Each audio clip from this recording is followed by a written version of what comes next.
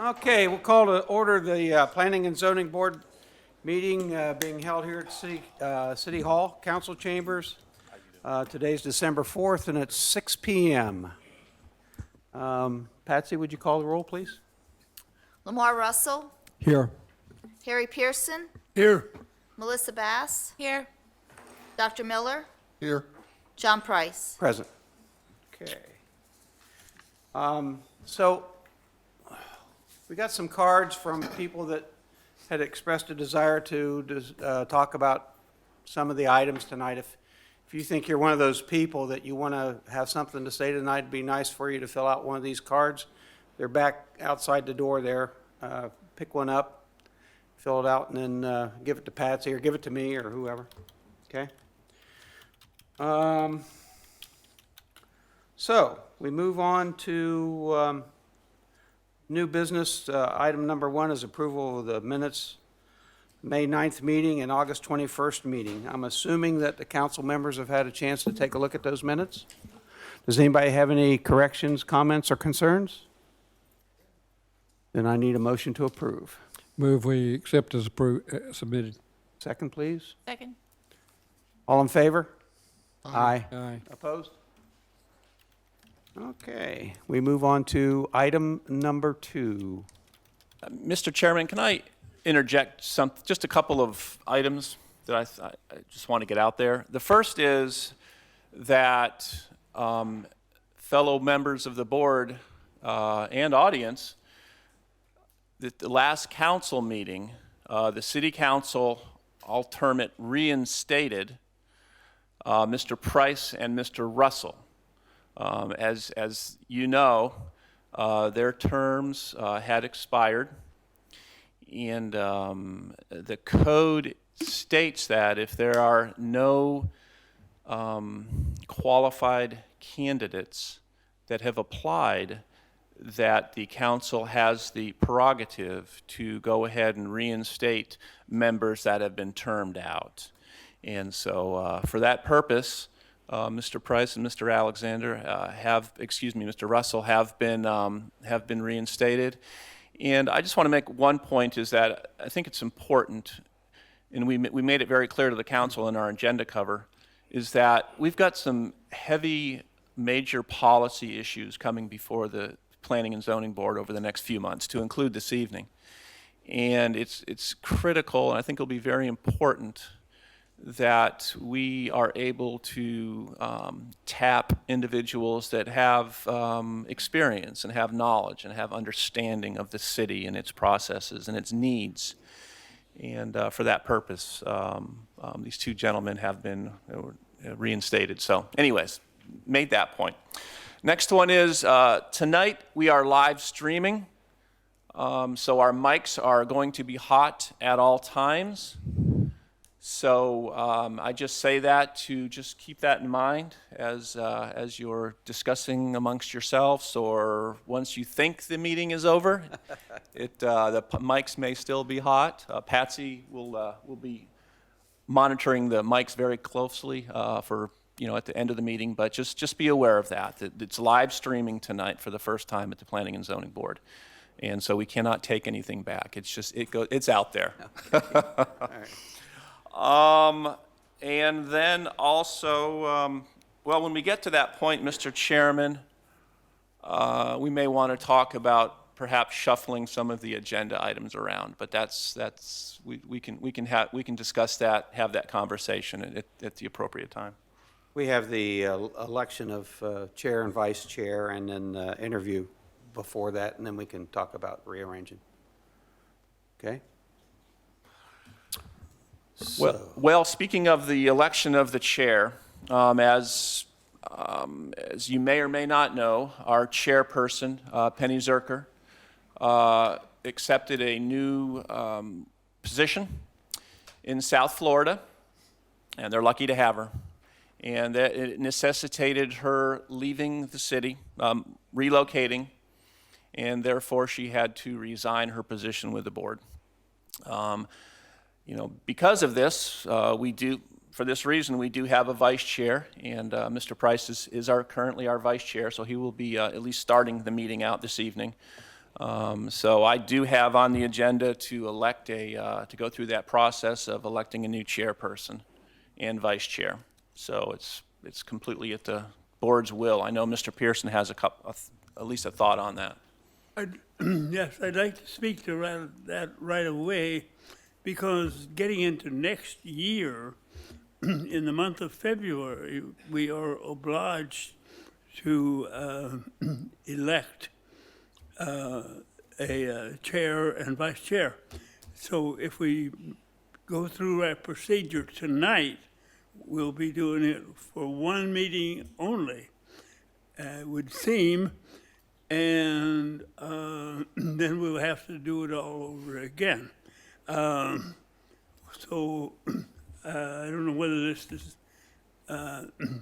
needs to be a motion, but I would move that we table this, leave the officers in place, they're running the show, and then we'll pick up on it in February as required by the bylaws. Yeah, I mean, from a staff perspective, that's, unless Anthony has any legal reasons why we cannot do that, I certainly would defer to the board on what your preference is on that. It's okay to do, Anthony? Okay with me. Yeah, that's fine. The vice chair would serve as chair until February, Yeah, Okay. or our first meeting or first in meeting. next year. Well, I'm fine with that. Lamar, you're okay with it? Fellow board members? Okay. Well, then with your suggestion, Harry, we'll just put this off to our next meeting. Okay? Thank you. Next meeting, oh, no, February. Right now, we don't have any meetings in January. I don't even know about February. Yeah, well, that's what That's when in the bylaws, when it kicks in that we must elect. Yeah. Our bylaws say our first meeting are in January or the first meeting. So we can just leave it like that, just as the bylaws indicate, either Yeah. January or the first meeting in 2020. Okay. So my question, Harry made a motion. Do we need a second on that in order to do that? Well, I think Harry tabled it, Just table the item. so, You can just remove that item from the agenda if that's the Yeah. consensus of the board and move on to the next item. Okay, that's what we'll do. So we move on to agenda item number 3. It's the interview for a board applicant. It's Miss Nancy, and I'm going to try to get this right, Nancy, Gentlecore. Okay. We're supposed to have 7 members on this board. At the present time, we have 5, so we're trying to get the board filled up. And Nancy has been kind enough to turn in her application. So Nancy, if you'd like, you can come up and introduce yourself and tell us a little bit about yourself and why you want to do this crazy thing. My name is Nancy Gentlecore. I've lived in Cape Canaveral since 1998. I lived here in the 70s and then moved all the way to Merritt Island. I love the city, and I have the time now to get involved in different issues. And I thought, well, I'd like to do something. I recently went to a candidates forum, and they said they were looking for people on the advisory committees. So I submitted an application, and I have a background in project management. So I thought, well, I'd list this one first, and I was shocked when you called me. So, and I think maybe I would be a good fit. I think you'll know if I am or not. Okay. Nancy, would you be open to a few questions from our board members? Yes. Okay. Okay, just make sure, please, that the microphone is a little closer to you. Thank you. Fellow board members, do you have any questions for Nancy? Anybody?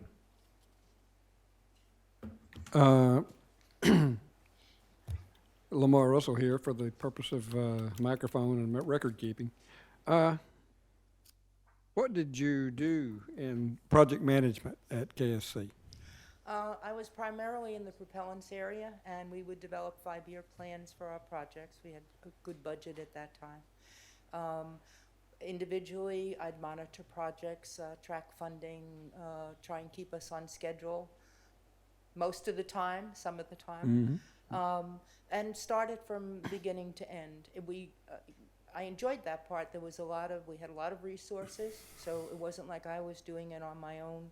Whatever it was, you would have the correct engineering, environmental, whatever support you needed. My job was more almost administrative, trying to get everybody in the room to talk together. Good experience. You guys did some great stuff in that propellants area. We did. We still are. Well done. Are you still working out there?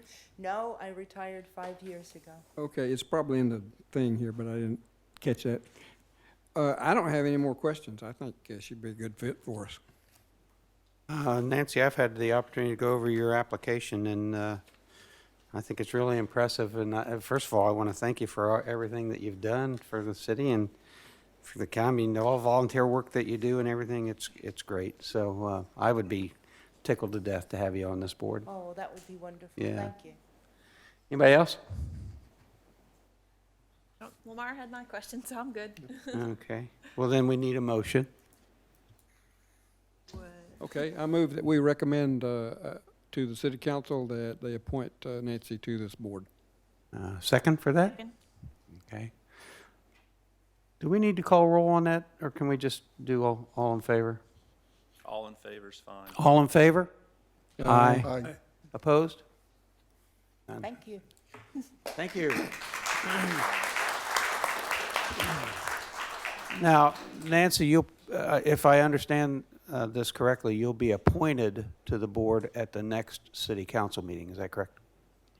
Yeah, that's December 17th, I believe. Okay. Okay. Thank you. All right, now we move on to the next agenda item. And actually, we have quite a long agenda list tonight. There's 11 items in total on this. And because we have some public participation tonight, and most of them are in regards to the Ridgewood Avenue extension, what I would like to do, if I can, is go ahead and move that to the next agenda, so replace the existing agenda item number 4 with that, move that to number 4 if I can. I agree with that. Okay, is that all right? Our neighbors are here and they're quite interested. I think we should do that for All them. right. So let's go on to that. And so, Dave, we come to the consideration recommendation to the City Council for future use of Ridgewood Avenue Extension right-of-way. Dave, do you want to talk to us a little bit about that? Go there first. Mr. Chairman, Mr. Morley, our interim city manager, is going to lead the discussion on this. He's been honchoing this from the get-go, so he's most knowledgeable on this. Thank you, Dave. I'd like to give a brief introduction to the topic, and then we can go to the audience and get some other thoughts on it. I'd like to say that this is, I think, a perfect example of great community conversation and a community forum being here at this board. The City Council heard the item, and they realized that there's a lot of public sentiment on this item, and they sent it to Planning and Zoning Board to do the homework on the item. So we're here to do the homework. We may accomplish it tonight, we may not accomplish it tonight, but the big thing is we want to make sure the people have spoken before any kind of decision is made. So what we're looking at here on the screen is what's known as the Ridgewood Avenue Extension. It's a piece of property that's owned by the City of Cape Canaveral. It was initially deeded to the City of Cape Canaveral by Ocean Oaks Condominium. Now, Ocean Oaks Condominium is the 2 large buildings on to the right of it, there to the east of it, with the garage in the middle with a tennis court, or is it a basketball court, I'm not sure, on top. The property was deeded to the city when that property was developed. And the reason it was given to the city was for a hoped for or perhaps anticipated extension of Ridgewood Avenue, where it would curve up around and connect into that cul-de-sac at the end of Harbor Heights. Well, several development approvals have been given over the decades since that happened, and that Ridgewood Avenue extension property was never developed as a roadway and cannot be developed as a roadway. There are buildings in the way of it. It was originally going to go up to the port and George King Boulevard, but we're not going to be able to go through buildings at Villages of Seaport and on up through there. It's an abandoned idea. But the property is owned by the city of Cape Canaveral, and there it sat for many decades. And quite innocently, the two neighborhoods to the east and west of it approached city staff last year and said, hey, are you ever going to do anything with that? We'd just like to have a discussion with you. If you are, what are your thoughts? And if you don't have any ideas, would you maybe consider giving it to us, giving it to the other one, or splitting it somehow? So we got together and we talked about the property. So the two parties I'm referring to are Ocean Oaks on the east, on the right side there, and Ocean Woods, which is on the west or the left side of it there. Both of them have associations, and representatives of those associations spoke to us. So they said, can we talk about it? We said, we don't have any plans. What do you got in mind? They said, well, if you're not going to do anything with it, would you consider giving it up? So we met with them, we walked the property, we looked at what's going on out there, and a few things became apparent that not everybody knew. I know there are members of the board who knows this, and I know there are members of the audience who know this, but for those who maybe don't know, there is an existing dirt path that runs along the outside of the extension. And if we were to zoom up very close, we would see it. And I don't know that we'd see it in this version here. Yeah, you can see a little bit of the dirt path just outside of the red line there. That dirt path connects the end of Ridgewood Avenue all the way to the beach, but it also has a kind of an unofficial connecting point at the end of the Harbor Heights cul-de-sac. That entire dirt beach path was created for the benefit, or largely for the benefit, of Ocean Woods.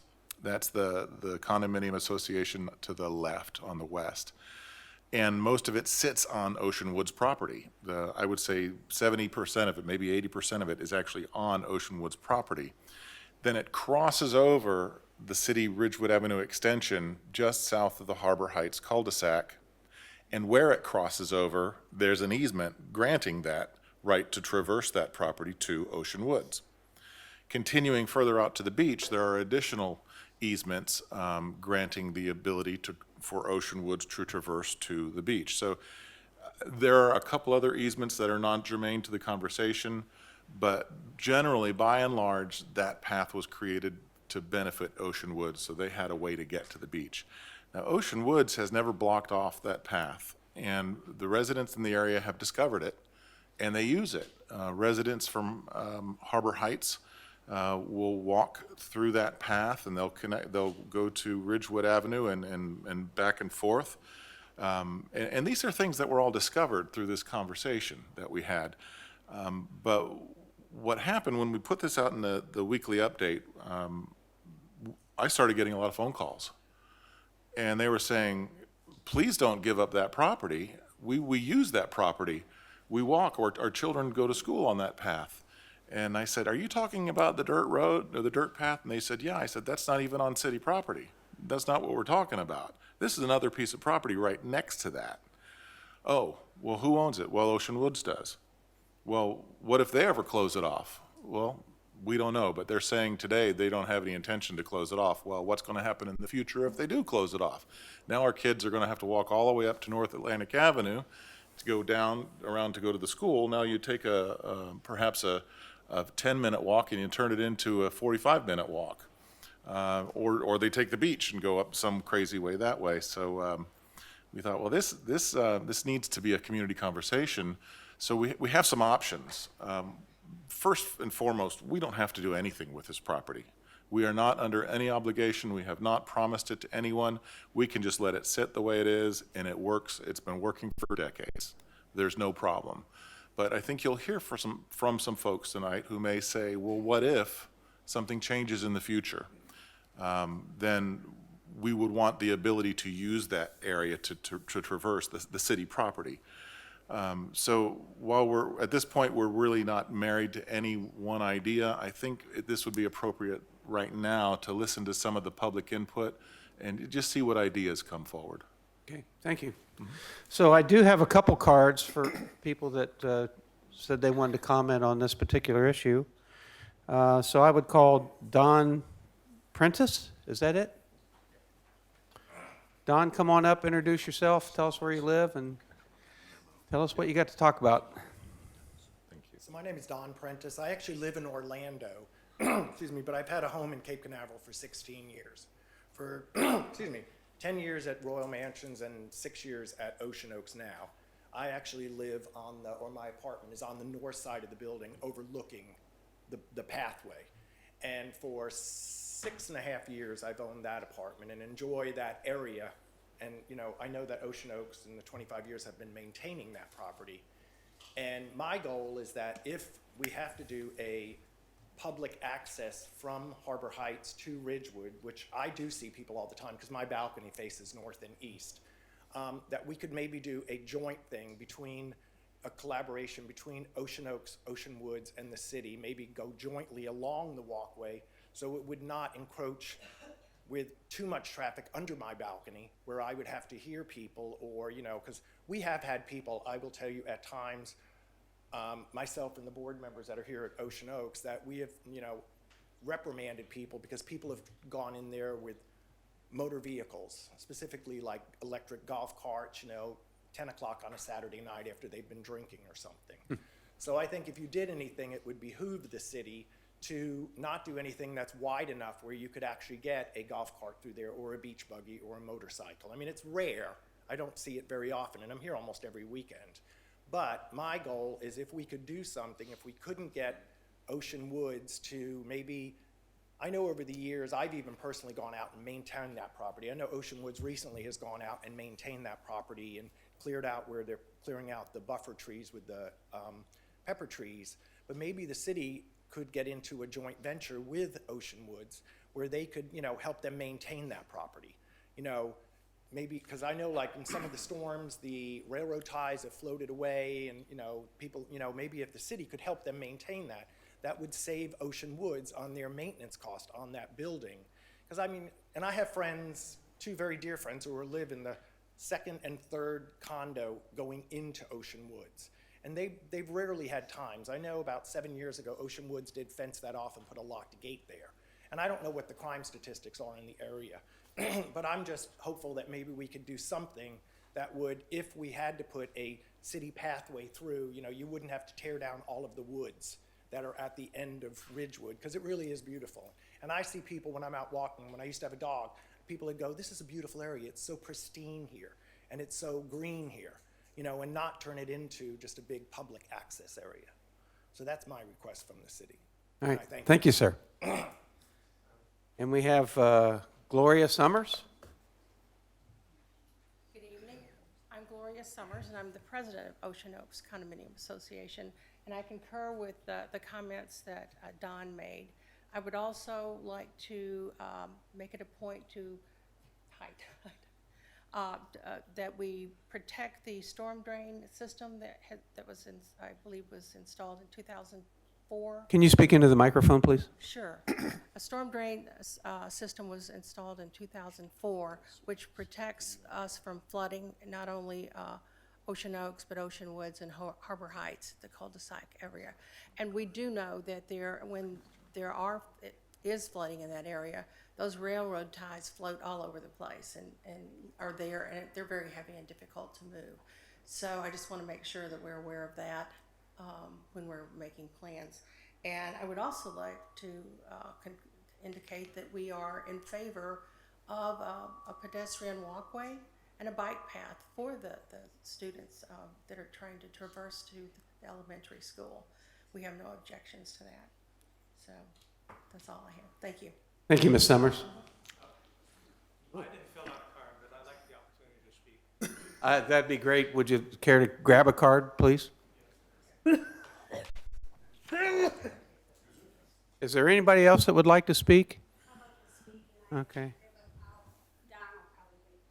Yeah, we'll take yours.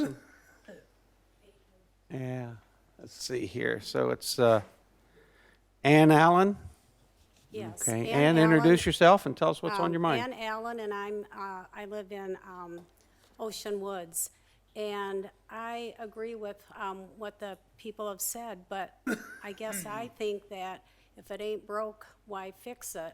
And I think that to make a wider path or a new path just like someone said, there's beautiful oak trees at the end that would have to be somehow destroyed, and the path seems to be working right now for everyone. And I think people got a little bit excited because, you know, the rumor mill kind of was going around that the road was going to go through there, and people were getting kind of upset. But in my opinion, the path works fine for everyone. It's a good path. Ocean Woods keeps it up, and they are pretty much welcome to people that use it, and they police it pretty good. So I think that it should stay as it is. Thank you. Thank you for your comments. And Don Evans, right? My name is Don Evans. I live in Ocean Woods.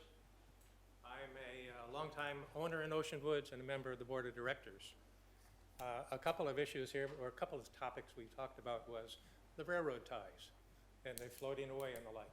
We have... Please talk into the microphone. We have allocated, in the past, we have allocated over $65,000 to refurbish the beach path, to replace the timbers with cement blocks, all the way from Ridgewood down to the beach. We've deferred that activity because of the buffer zone expense we now have in the north buffer zone, which is, we've worked with the city to mitigate our flooding issues by removing the invasive species, by grading it and replanting, and creating a visual barrier between Ocean Woods and Harbor Heights. Ocean Woods has an obligation to maintain that path. We use as our document this 1984 easement, which simply states that we have an obligation to maintain the path for free and open access to everybody. So when there's this, when we talk about the consideration that we may close it in the future, the board of directors uses this for guidance and is passed from board to board. So the idea that it might be closed is kind of remote because we have this as our guiding document. Question. Go ahead. Yes. If it's free and open access to Yes. everybody, is that sign still down at the beach that says restricted entrance? Yes, it is. And that's not free and open access. It is Ocean Woods property, and we have an obligation, we have a liability. Our insurance company asked us to put those up because there's a liability issue. I'd be willing to have the city mitigate that liability issue for us. So it is restricted? It is Ocean Woods property. Yeah. Yes, correct. Okay, so it's not free and open access to everybody? It is free and open access. If you want us, if we can work through the liability issues, then the signs will be removed. It's just like when you won't come through my front gate. When you come through Ocean Woods front gate, if you're not an owner in there, we have some liability obligation if something happens. It's no different. It's Ocean Woods property. Okay, so in the future, if the kids are going to go walk to school across that property, Yes, they have to walk across your pathway as it works right now. and And that's open not free and open access. free and open access.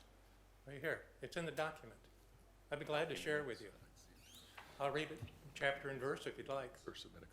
Mr. Evans, what is, I'm over here. Yes. What is the document that you're referring to? What exactly is that?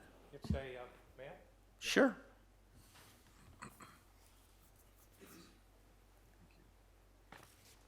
Todd probably has more history with this also. And I've highlighted some areas, Todd. I'll read from the highlighted portion here. It says, said perpetual easement is for the purpose of providing to said grantee and its successors and assigns a pedestrian walkway and bicycle path. No buildings or structures may be constructed within said easement, except that permission is expressly granted for construction of one sheltered picnic area not to exceed 15 by 15 feet.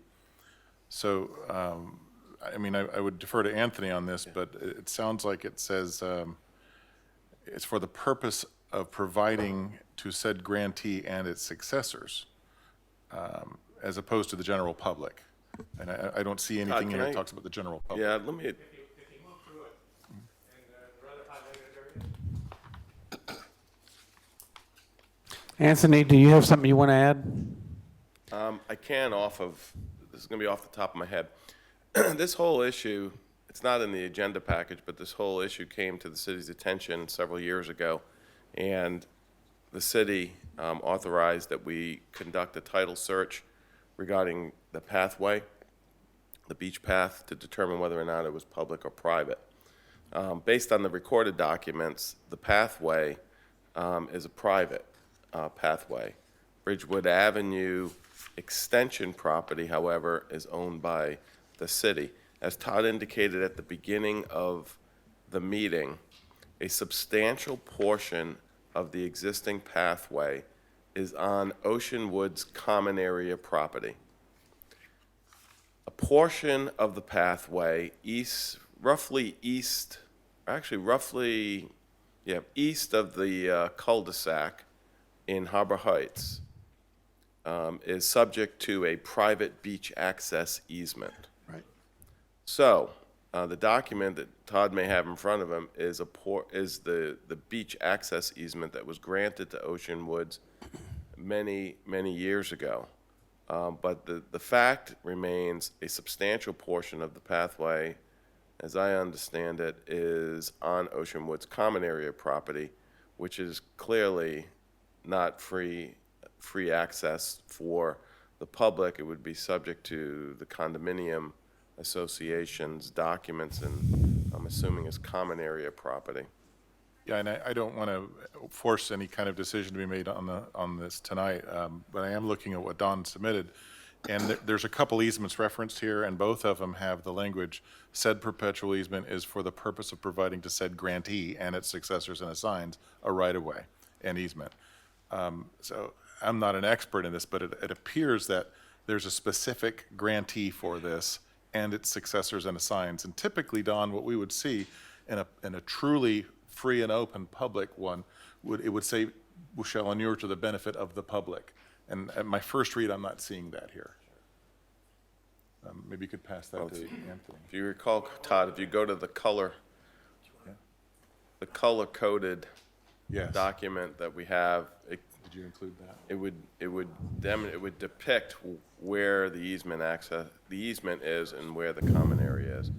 A substantial portion. Unfortunately, we don't have a pointer. I would point it to you based off of my recollection. But if you basically went to the northern, right there, if you look at that picture right there and look at the northern portion of the Ridgewood Avenue extension, just south of Harbor Heights cul-de-sac, the easement, right in that general area, the easement starts right at the, roughly right at the west end of Ridgewood Avenue extension and runs eastward towards the ocean. And then the portion, the curve, you can see the curve portion south of the house, below the two parallel lines, right there.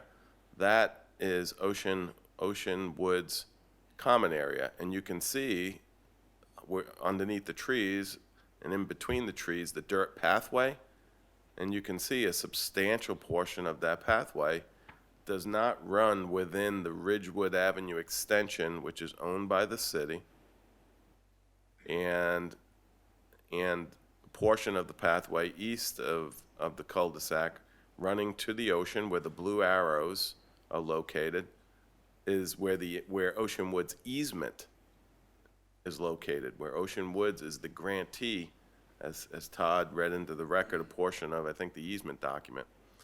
That was granted to Ocean Woods, was not granted to the public in general. So it's our belief that there is no easement on the Ocean Woods common property portion. Dave, right? Yep. Yeah, right there. Right all in there. That's just private property owned by Ocean Woods. By the way, Mr. Evans, thank you for your comments. There was a comment earlier about stormwater impacts, and I believe the city engineer is here. He's reviewed the property in question. From the point of view of if we were to do anything out there, what should we be concerned about from a stormwater perspective in that? Hoping John Picard. Mr. Picard, can you address that issue, please?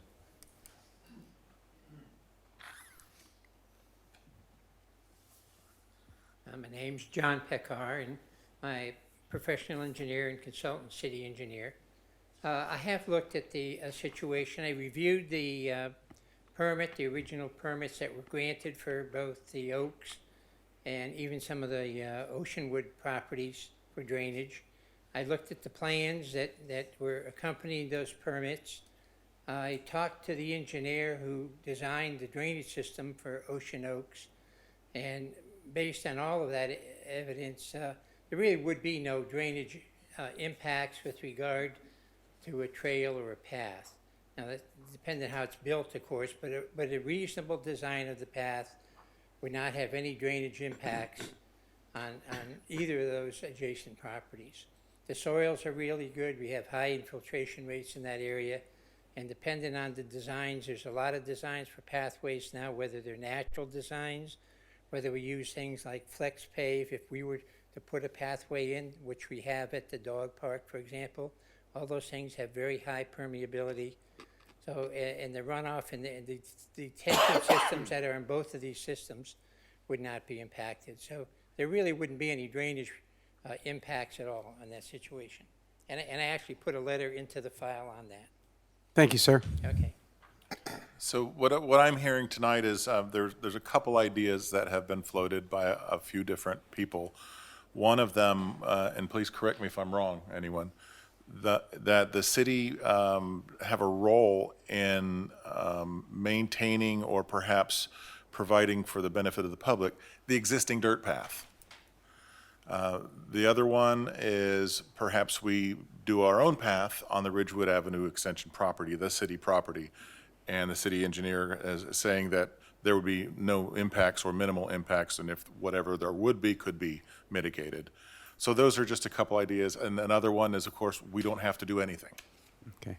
So based on those comments, I'll get to you in just a second, ma'am, I promise. Based on those comments, I have just a couple questions, and they center around liability, quite honestly. Whoever takes responsibility for that, whether it's the city or Ocean Woods or whoever it is, what are the obligations in terms of liability? For example, safety lighting, that kind of thing. So if we were to develop a path on our own property, let's say, it would be built to city code, and it would address any stormwater concerns. I did discuss it with the city's leisure services department as well as the sheriff's department, that in concept at least, if we were to do this, how would that lighting, for example, be taken care of? And they both agreed 100% that we would treat that path as though it were a city park. And the city park regulations would apply, which would be it's closed at dusk and it's open at dawn, and you're just not supposed to be on it when it's dark. Thank you. Thank you. There was somebody that had their hand up. I put you off. Did you fill out a card by any chance? No, I just have a question, if that's okay. Stand up and introduce yourself, please. Can you come up to the microphone so we can hear you?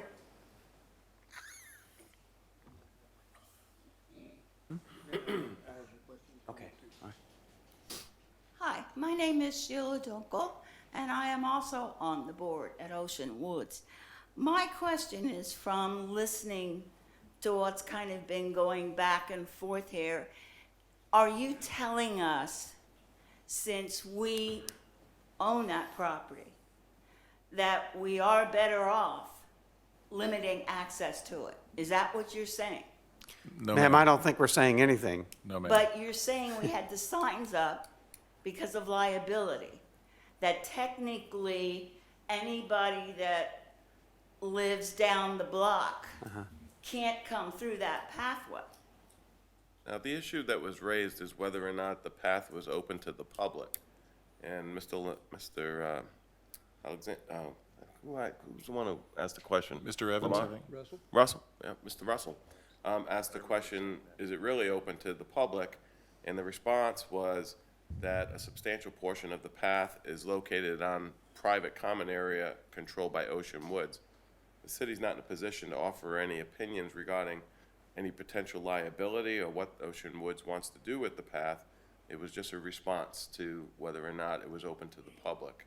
Because I mean, at this point, we allow anybody and everybody to use it. It's been that way ever since I know. And I'm just getting this feeling that if you build something next to it, what is the point? When something is already there. And that's what we're trying to decide It's like, tonight. do we have that much extra money? that- Yeah, that's what we want to talk about tonight, is if it's appropriate to do that, or just leave it the way it is, or whatever. So then does that mean we have to take the signs down? I can't answer that question, I'm sorry. Yeah. Okay. Yeah. Lamar, you had a question or comment? Yeah, just a few comments. Well, the signs, they're there. It says something to the effect of restricted access. I forgot what it exactly says. But, okay, and I get it. Ocean Woods has that sign there for liability. And somebody walks up through there for freebie and hurts themselves, then Ocean Woods says, we told you not to come.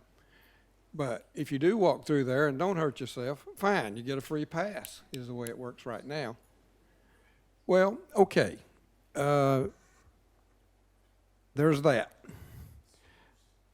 I heard a while ago that if the city puts a pathway, a sidewalk arrangement through the city-owned property, we have to take down trees.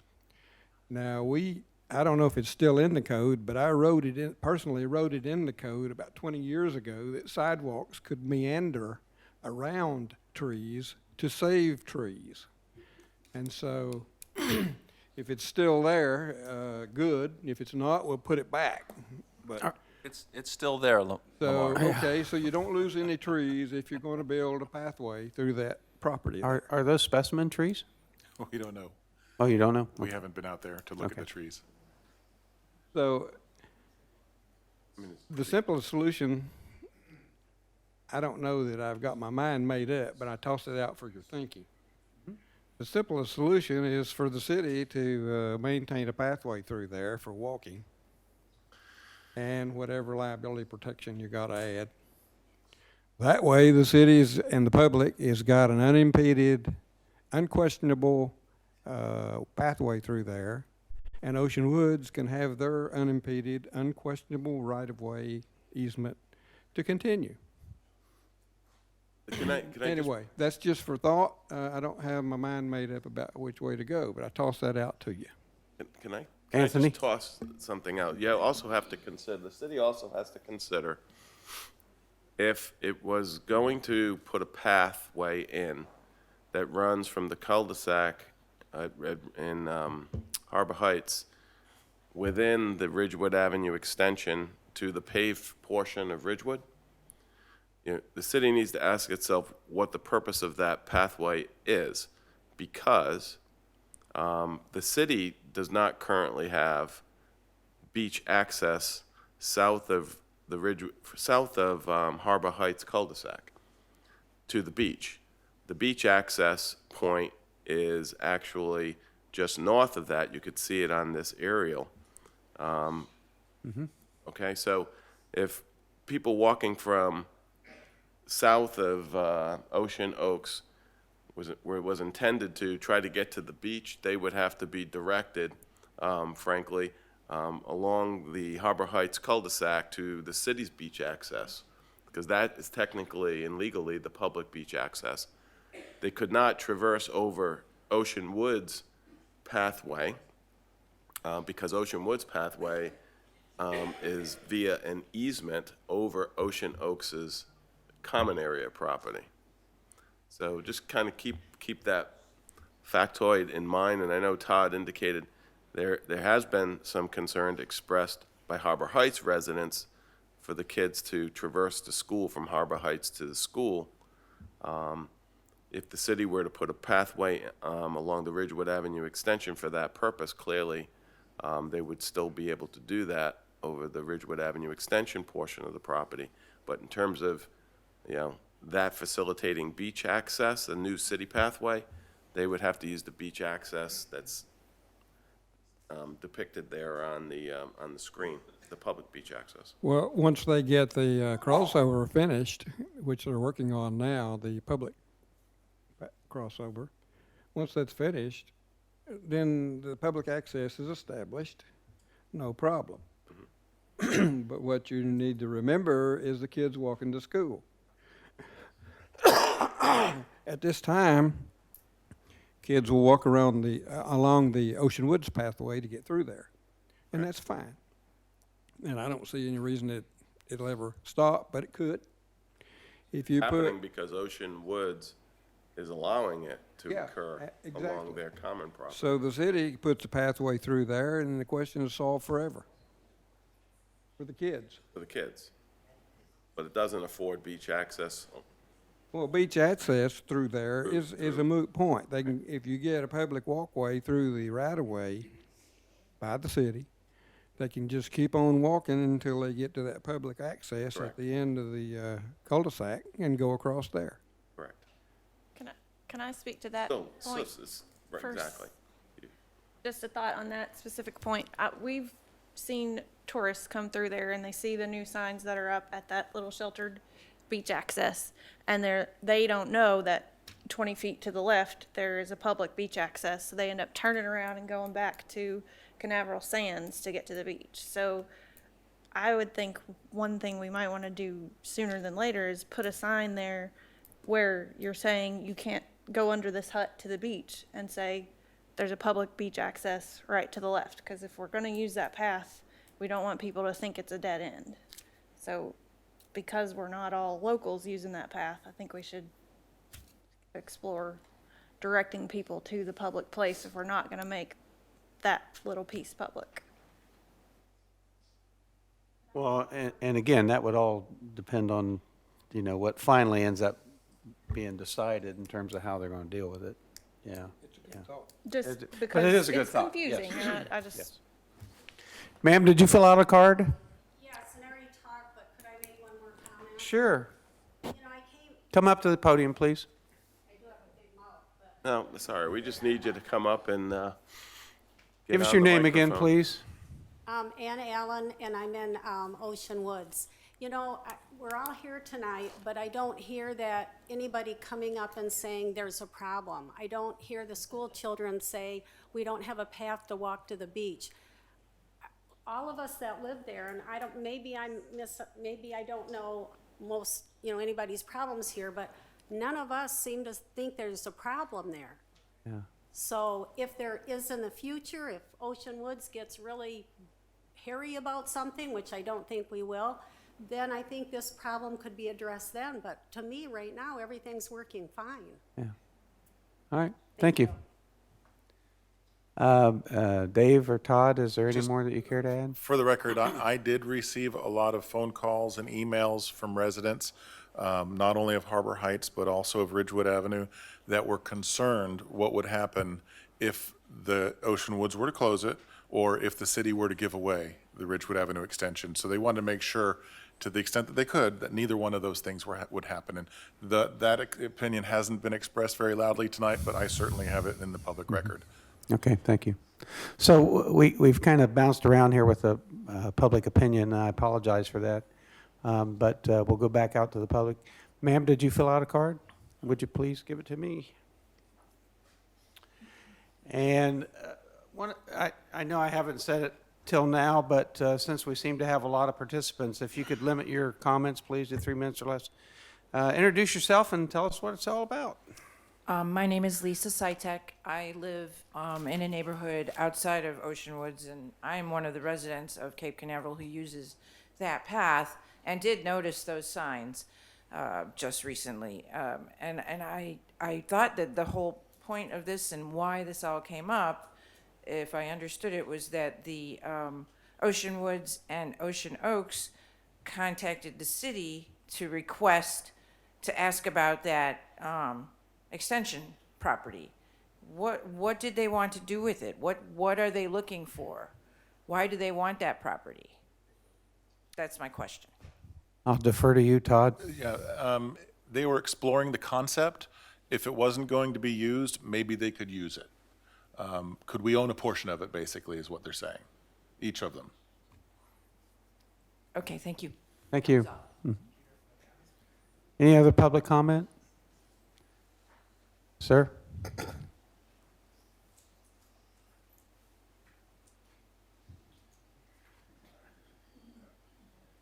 Introduce yourself.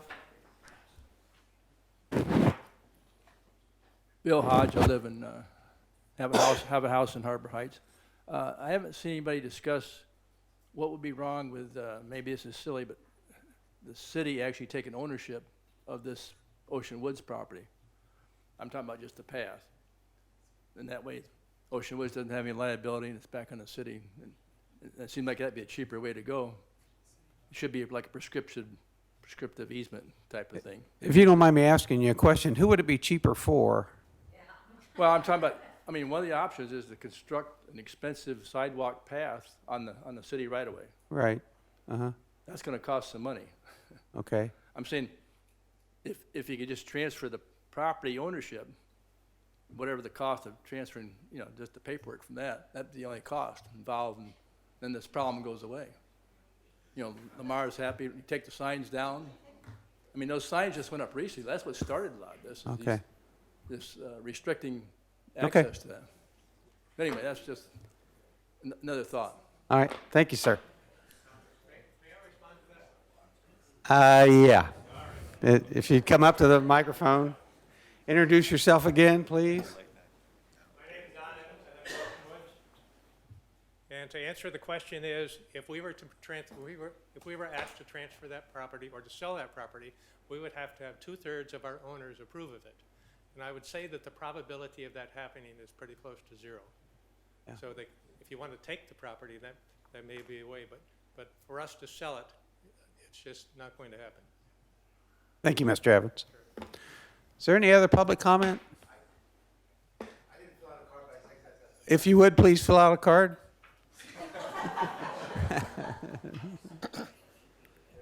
Okay.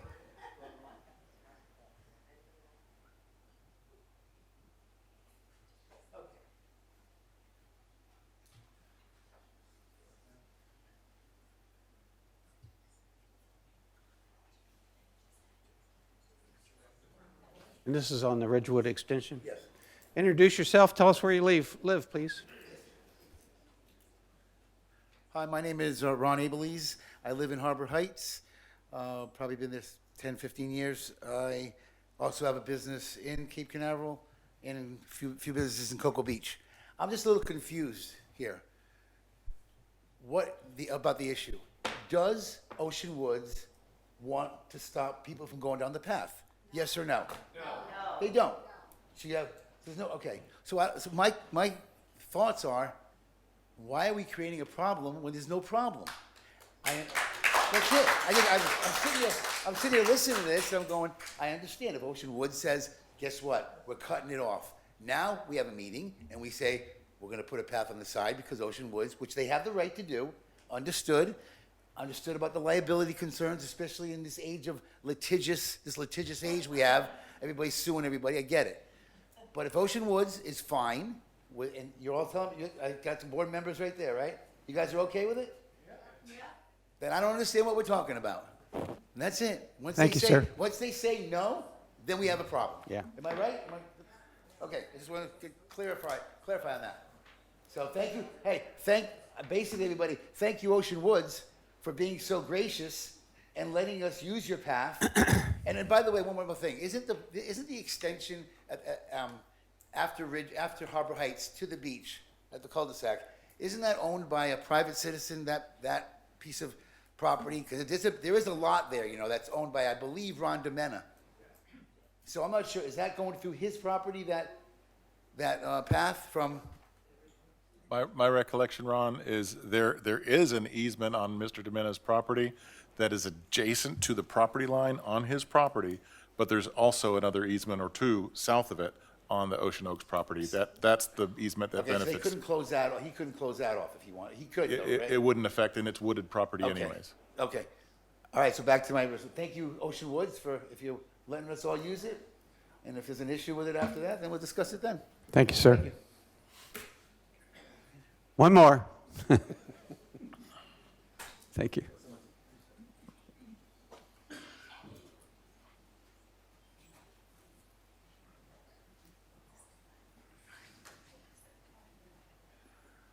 Introduce yourself, tell us where you live and what you got to say. My name is Tamara McTarget, and I live in Ocean Oaks. And I think the path is beautiful the way it is. I agree with the sentiments of if it isn't broken, don't fix it. It's beautiful. If the city would decide to create a secondary walking path, that creates a big problem for Ocean Oaks. Even though you say it's a walking path, we already have people parking on Ocean Oaks property. And so if you do that and make it a public path, it's just something for you to think about. That does create a problem for us. That's all I have to say. All right, thank you. Any other public comment? Got another paper. One more.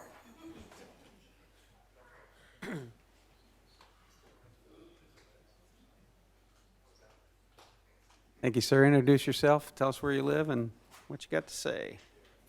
Hi, my name is Brendan Meckel, and I live in Harbor Heights as well. And I'd like to thank the Ocean Woods community for allowing us to use their path as well. The biggest issue we see is that as-is works awesome. However, this was all brought up by Ocean Oaks and Ocean Woods exploring the possibility of attaining the extension.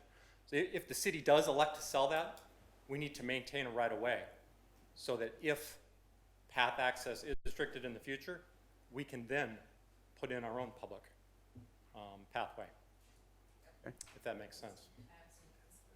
Thank you. So that's all I have. Thank you. Okay, any other public comment? Then we'll close the public comments. Okay. So fellow board members, first of all, I'd just like to, if you would, Todd, just kind of reiterate what you see as the primary issue and the options that you discussed. Sure.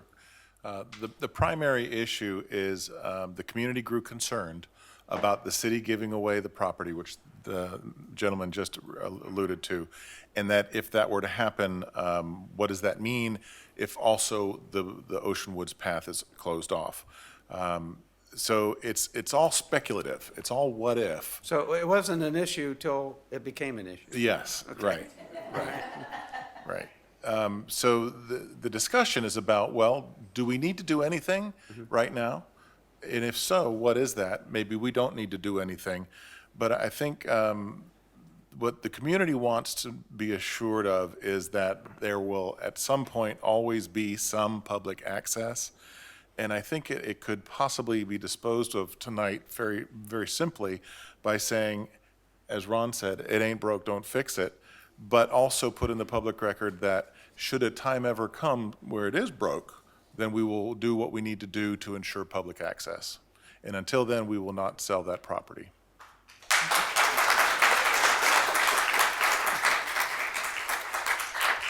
Thank you, Mr. Morley. Fellow board members, do you have comments? Anything you want to add to that? Anybody? Totally agree with it. Well, I mean, I'll express my opinion a little bit, and I agree with Mr. Abley's. I think if it's not broke, don't fix it. The one thing that I would be concerned about, and the reason for that is because I'm familiar with condo boards. And the current administration really doesn't want to do anything. Maybe the next administration doesn't want to do anything. But you can't guarantee that years down the line that the administration for the condo association won't want to do something. And so I agree with Todd. If we're going to leave it alone and not do anything, we need to either have the people at Ocean Woods write into their documents that it is, in fact, free and open passage for the public, or like you suggested, once it becomes an issue, we have the freedom and the right to address it at that point. I think they would be uncomfortable writing that because that does institute some possible liability for them. Yeah, I don't know the legalities of that, but yeah. I think what we're hearing tonight is leave it as is. Okay. If we leave it as is, then you said we need to put something in the public record that, if necessary, we'll come back and open it up. How do we do that? which record do we put that in? The minutes Our own of this minutes? meeting? I think the minutes of Our own this meeting. minutes are not binding law. Okay. Anthony, do you have some guidance on perhaps something the council might do? That would ultimately be a decision that would have to be made under the circumstances of that time by the city council, whether or not they want to expend funds to put a pathway in if necessary. So, I mean, I think if the decision is just to leave it as is, you just leave it as is. The fact that the city owns the Ridgewood Avenue extension is the backstop, so to speak, of affording future public access in the event Ocean Woods decides to close off the path. Right now, what you have is simply a private solution between private parties. And the city, the involvement of the city is not necessary as long as Ocean Woods keeps it open for other members of the public that don't reside in Ocean Woods to use it.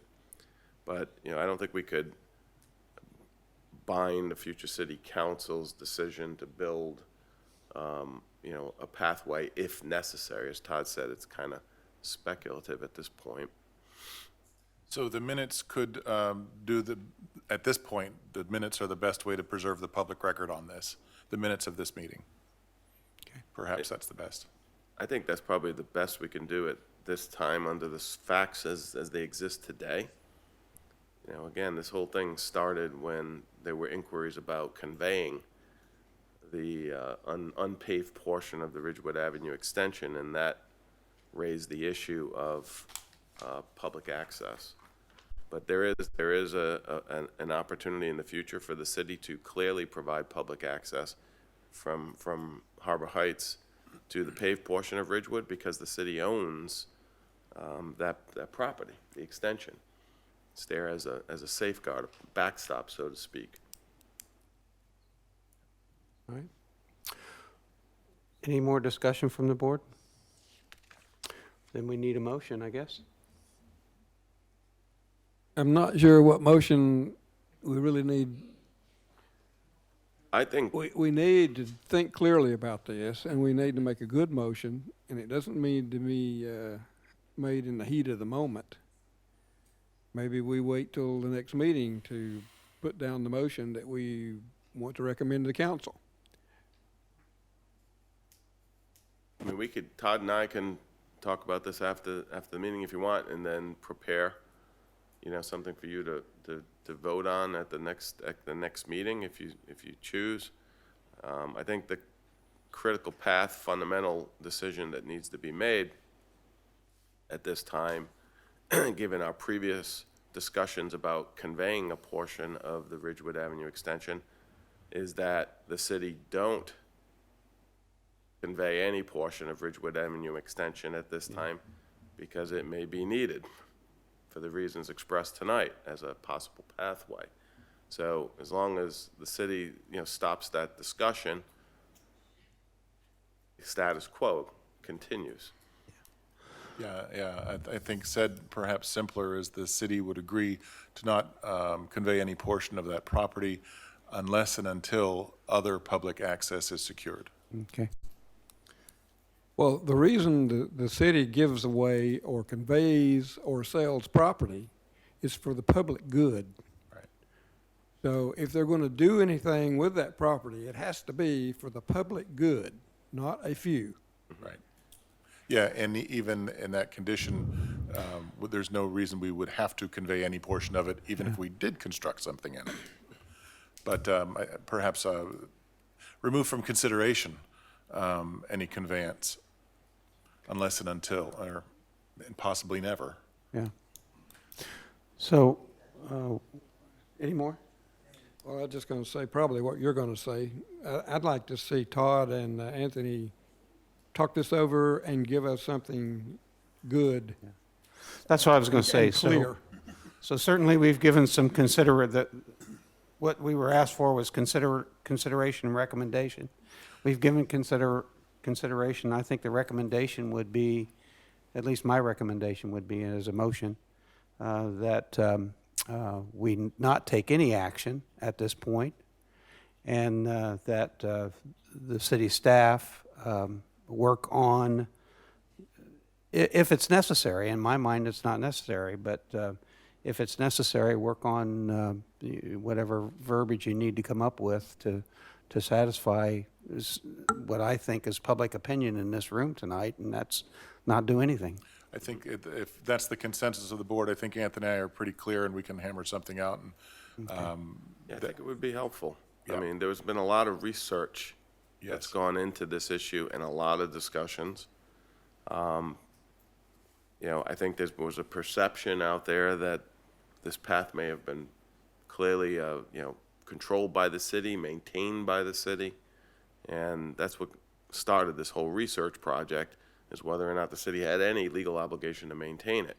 So I think if you just give us, you know, a month to kind of synthesize down all the other information that Todd and I have been dealing with over the last couple of years and synthesize it down into a, you know, at least a policy statement of today, from the P&Z to the city council, and then the city council could review it and bless it or change it, and at least we've memorialized for the time being what the current position of the city is. Yeah, and future P&Z boards can be guided by that, future councils can be guided by that. So I would like to make a motion then that we take no action tonight, with the understanding that city staff is going to work on coming up with something. Thank you. Okay. Coming up with Policy statement. policy statement. Yeah. That's it. And I would second that. We have a motion and a second. Okay. All in favor? Aye. Aye. Opposed? No opposed. Thank you. Thank you. Thank you, neighbors. Yeah, thank you for coming.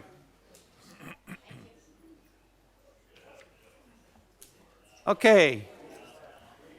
So we're going to move along.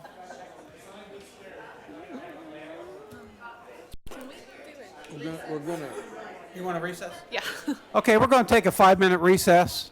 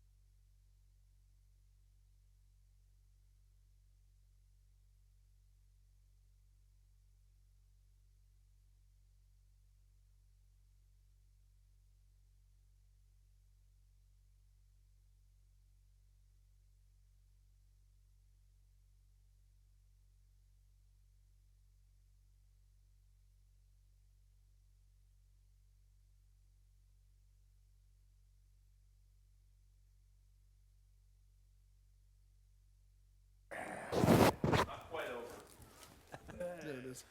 Okay, our short break is over, and we're ready to resume with the meeting. We go on to agenda item on this packet labeled number 4.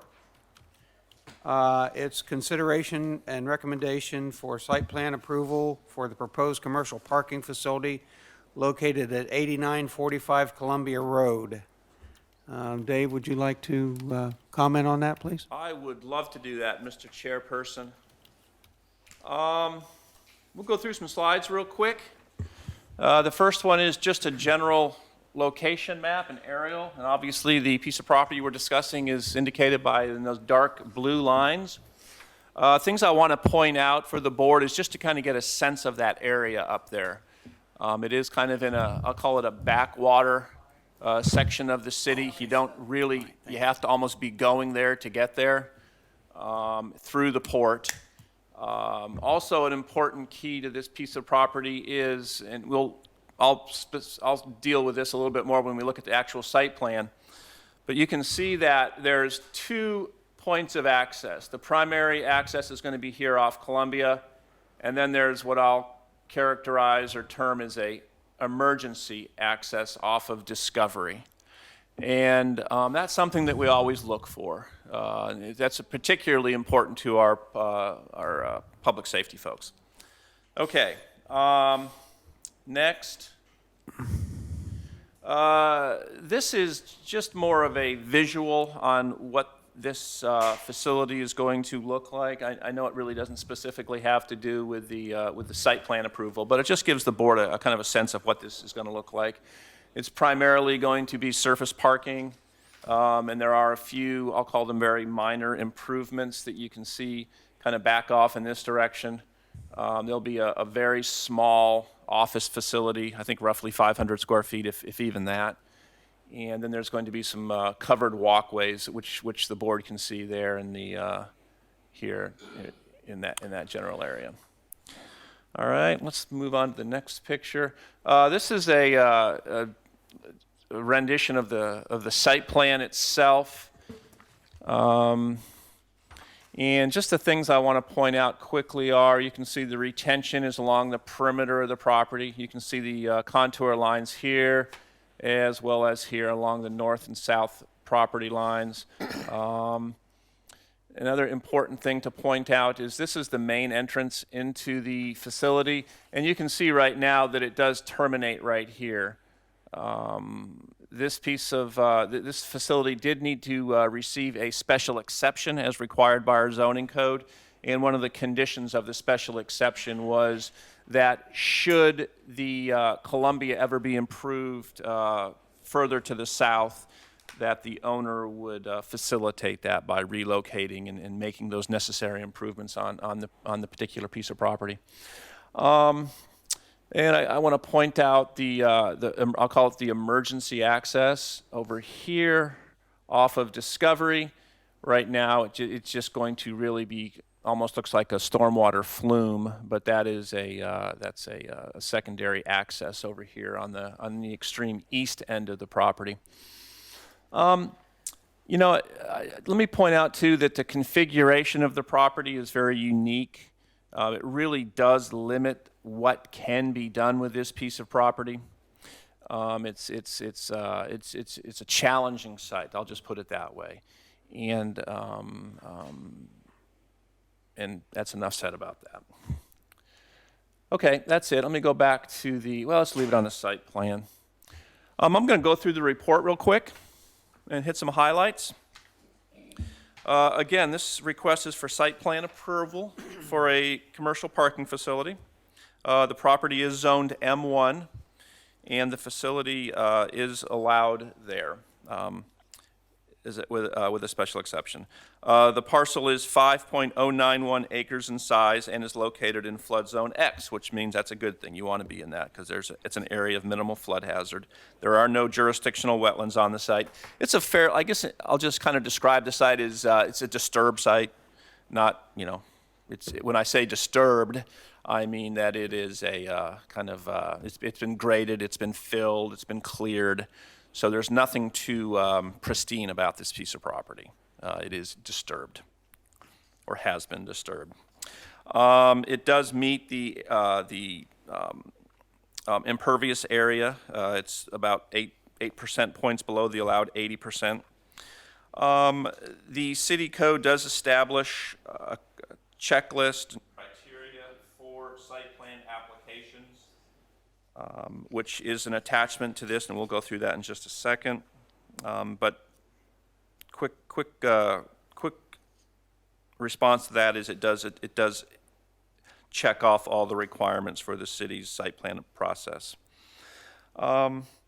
Typically, we like to see a traffic analysis on projects, new commercial projects, but due to the nature of the traffic on something like this, it's going to be very intermittent, very minor impacts. We didn't require one on this particular project. I've already talked about the primary and the secondary access points. It has been reviewed and approved by our public safety department. Water is from the city of Cocoa, and sanitary sewer is going to be treated, it's going to be more of an on-site system. It's not going to immediately be connected to any public wastewater system. It's going to, because of the minimal flows here. You know, the problem when you have a couple flushes of a toilet a day and you have long line runs in public sewers, those lines can become what's called septic, and it's a huge problem. So when you have flows such as this, it makes sense sometimes to have a small system.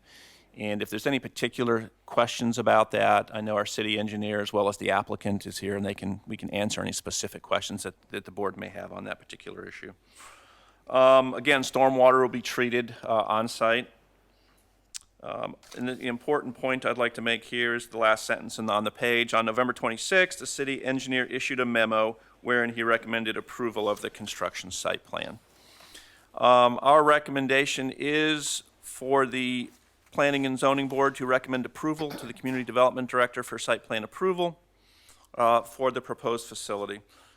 And now I'll just quickly go through the attachments. The attachment 1 is the aerial that we've already looked at. Attachment 2 is the site plan application packet as well as the checklist. Attachment 3 is the letter that I referenced from the city engineer dated November 26th. And attachment 4, the board should have in front of them. They're the full-size site plans that were distributed last week for your review. So, Mr. Chairman, if there are no questions, that concludes my presentation. Again, if there are specific questions that I'm not able or capable or comfortable answering, I will defer to the applicant who is here. Okay. So I think at this point, I'd like to open up to public participation. We can hold off on the applicant, and if there's no questions, then we don't need to speak, I guess. So if there's no public participation, we can bring it back to the board. Does anybody have any questions or comments? No comment. To me, it looks cut and dry. It's pretty clean, and I can only guess that if you were able to develop the site into something else, you would probably have done that. So I don't see any problems here. I'd be willing to take a motion if anybody wants to give a motion. I'll make the motion to, that we move to recommend to the city approval of the modified construction drawings for BRB Enterprises commercial parking lot on 8945 Commercial Drive. Second. All in favor? Aye. Aye. Aye. Opposed? None. Thank you very much.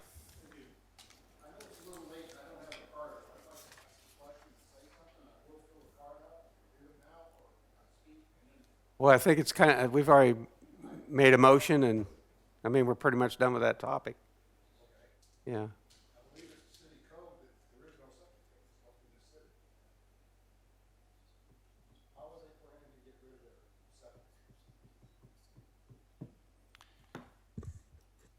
You addressed that, right? Yeah. Yeah. If And what I heard was, it's a small system. There's, yeah, Sir, I can only imagine, Mr. Picard went over that, and that would be one of his responsibilities, to make sure that whatever system's in place would be adequate.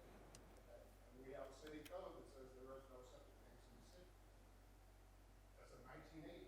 That's a 1980. Dave, do you want to? we've, you know, John has reviewed it. Okay. It's, you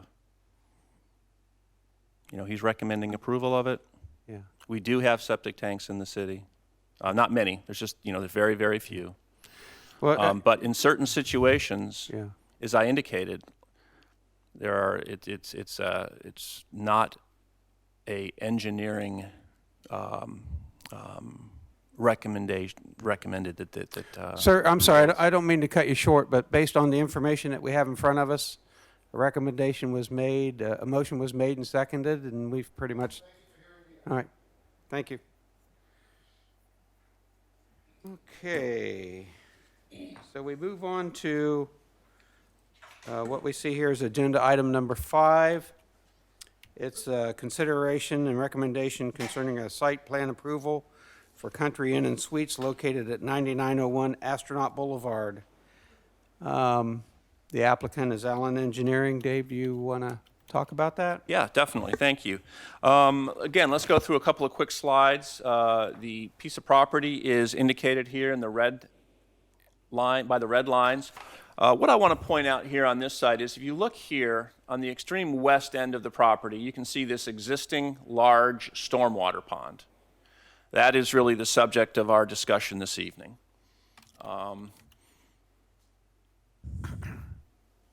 Next slide is the proposed revision to the existing site.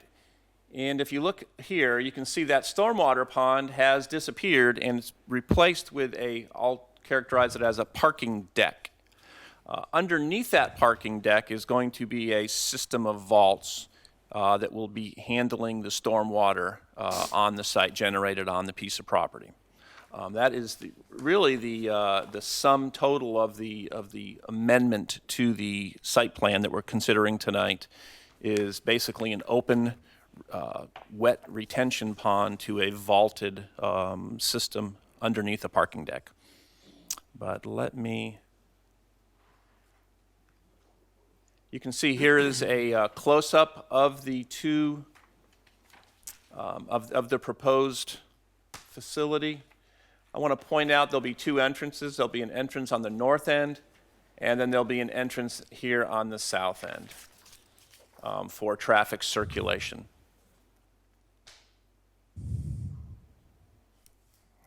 I believe that's it for this one. Yep. So I'd like to, Mr. Chairman, if I can read my report. Please do. Again, this request is for an amendment to the approved site plan for the Country Inn and Suites. The property is zone C1. Hotels are permitted use in the zoning district. The current site plan, which was approved in 2004, includes a 154-room hotel on 7.19 acre parcel. The proposed amendment would authorize an at-grade parking deck constructed over a new dry pond that includes a system of perforated piping. The amendment would result in a net increase of 112 parking spaces. Again, the property is located in flood zone X, which is a good thing.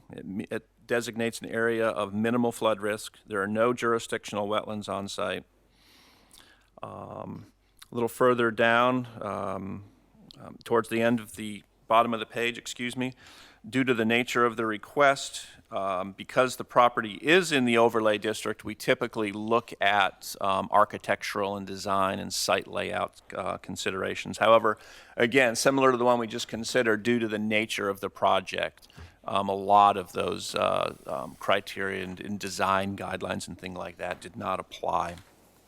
At the top of the page 2, the city engineer on November 26, 2019 issued a memo wherein he recommended approval of the construction site plan subject to one condition. And I'd like to read our recommendation, Mr. Chairman, is that the Planning and Zoning Board recommend approval to the Community Development Director for the proposed amendment to the approved site plan subject to the following condition. The outstanding comment as contained in the city engineer's memo dated November 26, 2019 be addressed to the satisfaction of the city engineer prior to final site plan approval. And we'll get to that condition if we go through the attachments. Again, attachment 1 is the aerial, attachment 2 is the application packet, and attachment 3 is where that condition is identified from Mr. Picard. And Mr. Picard indicates that he's recommending approval subject to the following condition.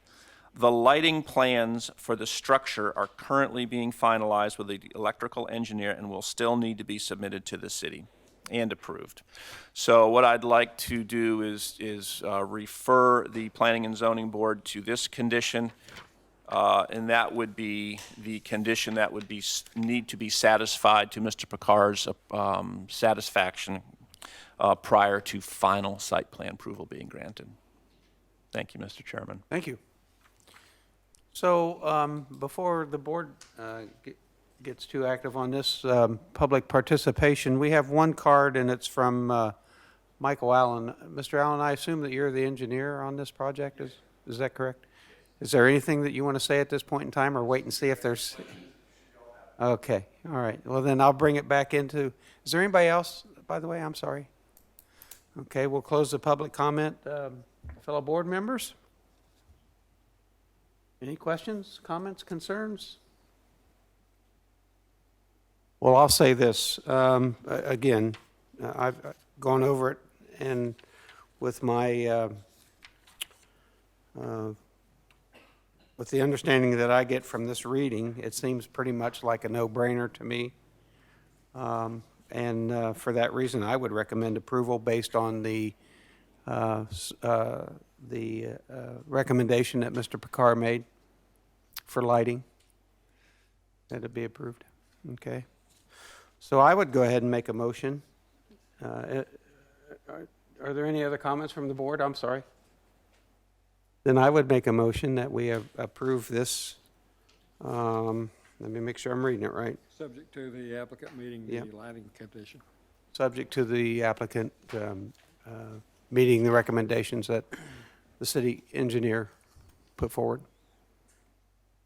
Second. All in favor? Aye. Aye. Opposed? None? All right.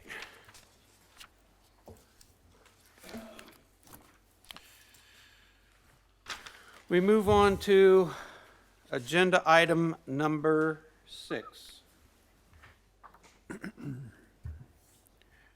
Consideration recommendation relating to lot split for the Wave Village mixed-use project located at 8501 Astronaut Boulevard.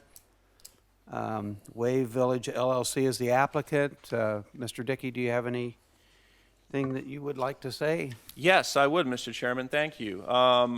This is an aerial of the site.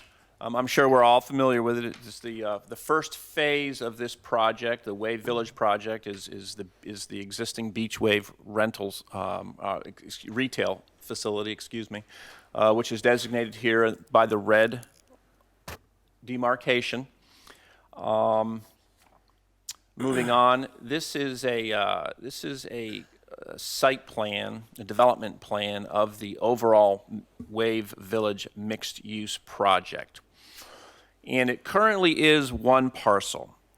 And what I did is I overlaid, and this is an approximation, it's not a signed and sealed survey, just to give the board an indication, an idea of what how this parcel is proposed to be divided. And that is shown by the red line on this on the slide, and it's this piece here. This piece here is going to be carved off from the parent track, so that this will be the remaining piece here. Again, this really is not particularly germane to the lot split, but I just thought I'd give the board a sense of what the project is proposed to look like. This again is a mixed-use project. You can see here this is the existing Beach Wave retail store. This will be the second phase here, this building. You can see that it's going to be a first floor of retail and office with residential on the upper floors. This will be, if I can get my wand to work, this will be phase 3, very similar to phase 2 as far as the mixed use component. And this will be phase 4 back here, which is, I believe this is all 100% residential.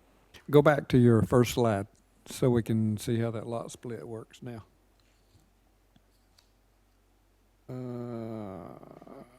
Now flip to the second slide. You want me to go back to the... Yeah, I don't have that in my packet here, so I can't work. No. Next. The other way.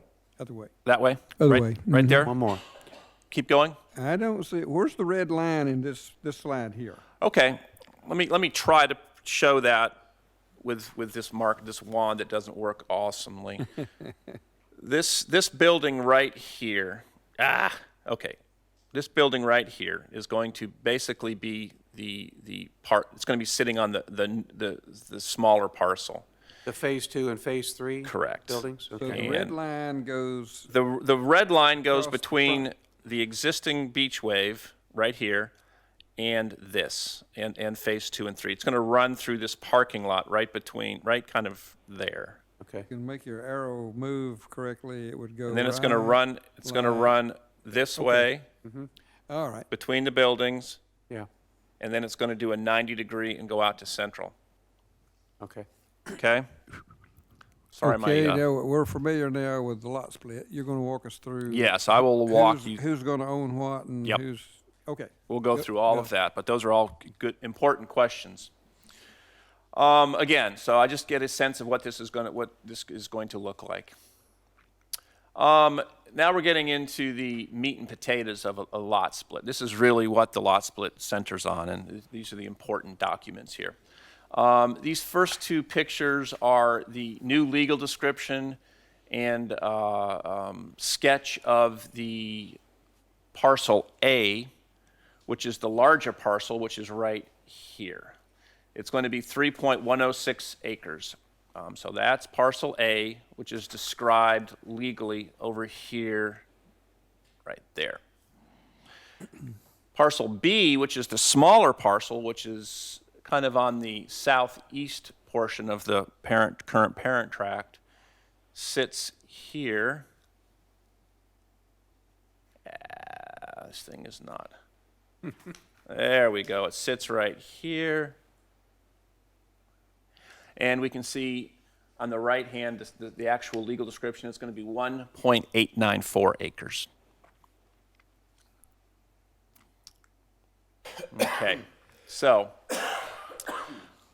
what I'd like to do is run through some of the technical stuff in my agenda item, Mr. Chairman. Again, the applicant is requesting a process which is known as a lot split for the property located at 8801 Astronaut Boulevard. Parcel is zoned C1 and is approximately 5 acres in size. The proposed lot split would create 2 parcels, parcel A consisting of 3.106 acres and parcel B, which is consisting of 1.894 acres, and those are the graphics that we just looked at.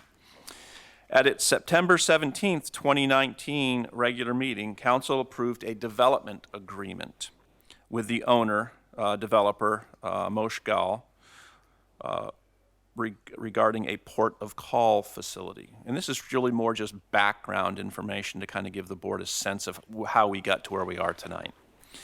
I'm going to go freelance here for just a second. Basically, a port of call facility is a mixed-use project that is tailored towards tourism. And this meets that definition of a port of call facility because it's going to have multiple uses that are targeting tourists. And The development agreement is a process and a tool that the city uses to enter into an agreement with the developer. So both parties know what to expect and what the project is going to consist of, what it's going to look like, all the particulars. So you can see from the middle of the first page, there's a few bullets, and these are important because they do deal with, they have some impact on the lot split. Shared parking and ingress, egress. Where are you looking at? I'm on page 1 of the agenda, my agenda cover. Okay. I'm on the first bullet, shared parking and ingress, egress. Phases 1, 2, 3, and 4, which I described earlier, shall have and maintain the shared parking and ingress and egress plan approved by the city pursuant to the Way Village parking analysis.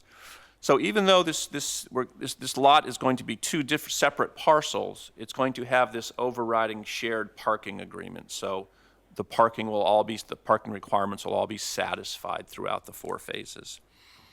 Same thing with shared stormwater retention.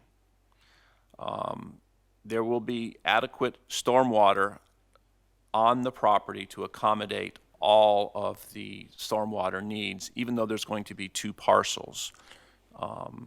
And the third thing is lot frontage. The developer agreement that the city entered into with Mosh indicated or contemplated the lot split, but it had this specific requirement.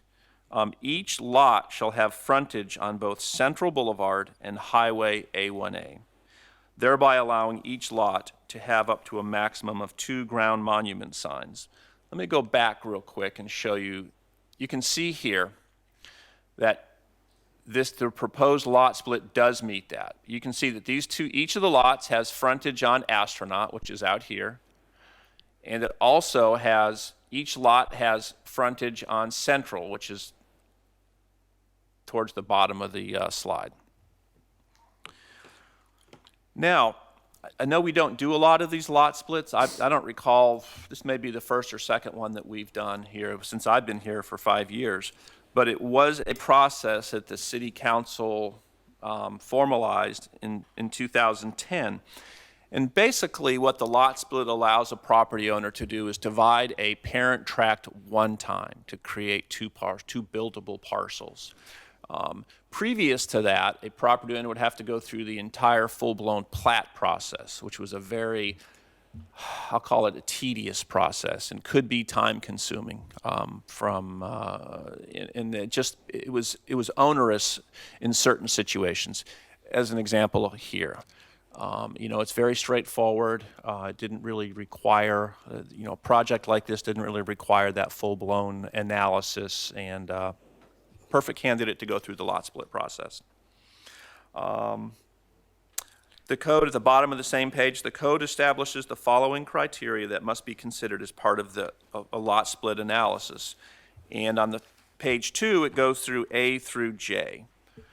And, rather than read all that verbatim, I'll just summarize and say that the proposed lot split does meet all of the criteria that the code establishes.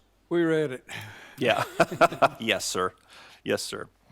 At the bottom of page 2, let me wrap this up. As the request is consistent with applicable regulations, staff is recommending that the Planning and Zoning Board make a favorable recommendation to the City Council on the lot split application. And again, that is our recommendation to the Planning and Zoning Board. There's multiple attachments to this one. They're very lengthy. A lot of it is it's all necessary, but a lot of it is surveys and legal descriptions because we want to make sure that the new parcels are well defined and there's title opinions from the applicant's counsel. Again, there's surveys, signed and sealed surveys.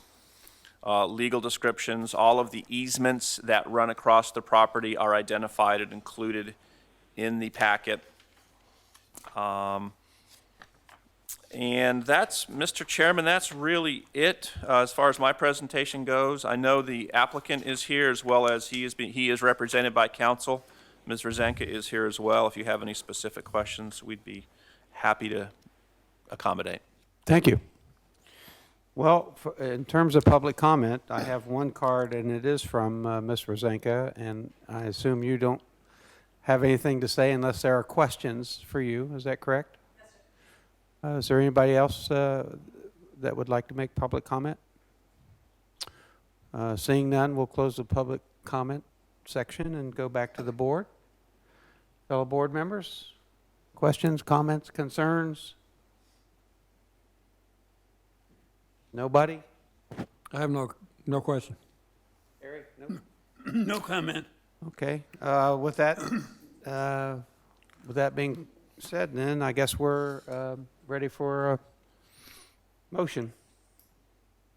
Anybody have a motion? I move that we recommend to the council that they approve this. And I second. All in favor? Aye. Aye. Opposed? None? All right, thank you.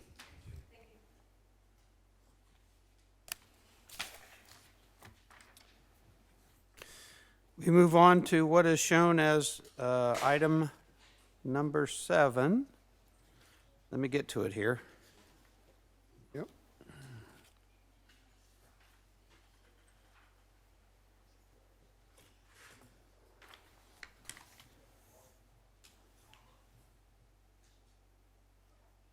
Okay. So item number 7 then is consideration recommendation to City Council regarding the ordinance number XX 2020, amending the city's site plan review requirements, Chapter 110, City of Cape Canaveral is the applicant.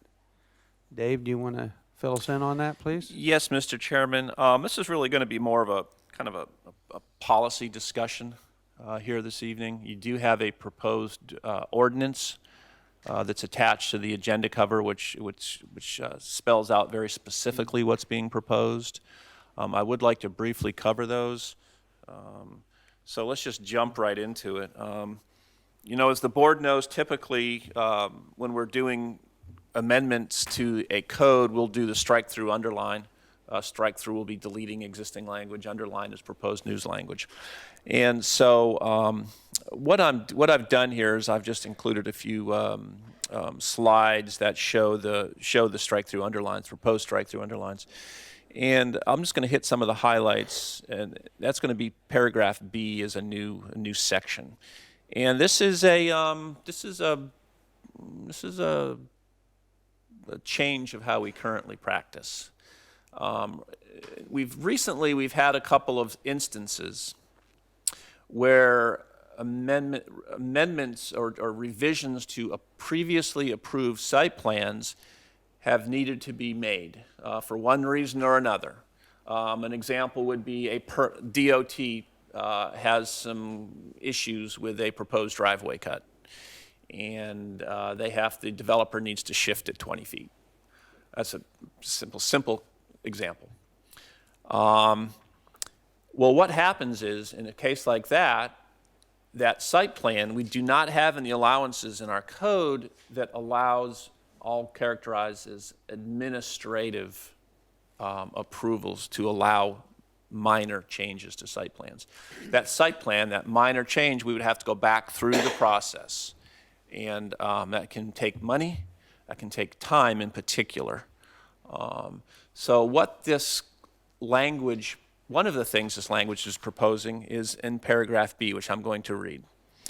Notwithstanding Section A above, the Planning and Zoning Board review is not required for minor amendments to a site plan that has been previously reviewed by the Planning and Zoning Board,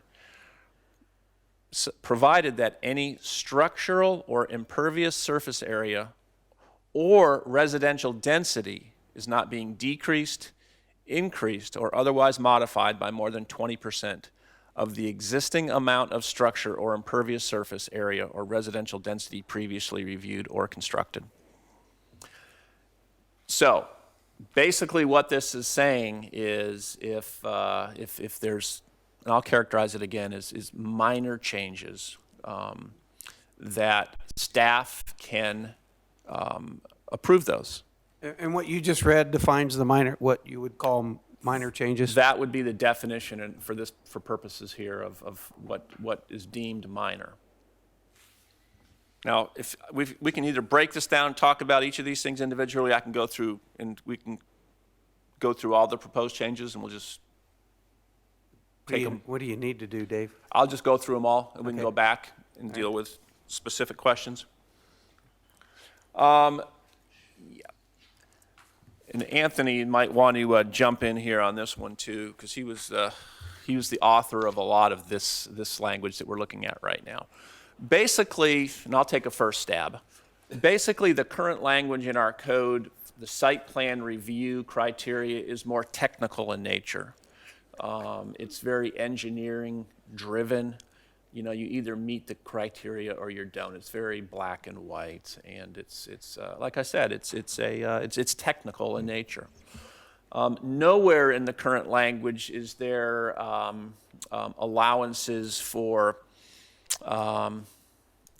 Well, Anthony, I'm going to before I say something I shouldn't, I'm going to turn this over to you so you can kind of discuss this proposed language that puts a little more discretion into the hands of the Planning and Zoning Board and staff and City Council when it comes to site plan approvals.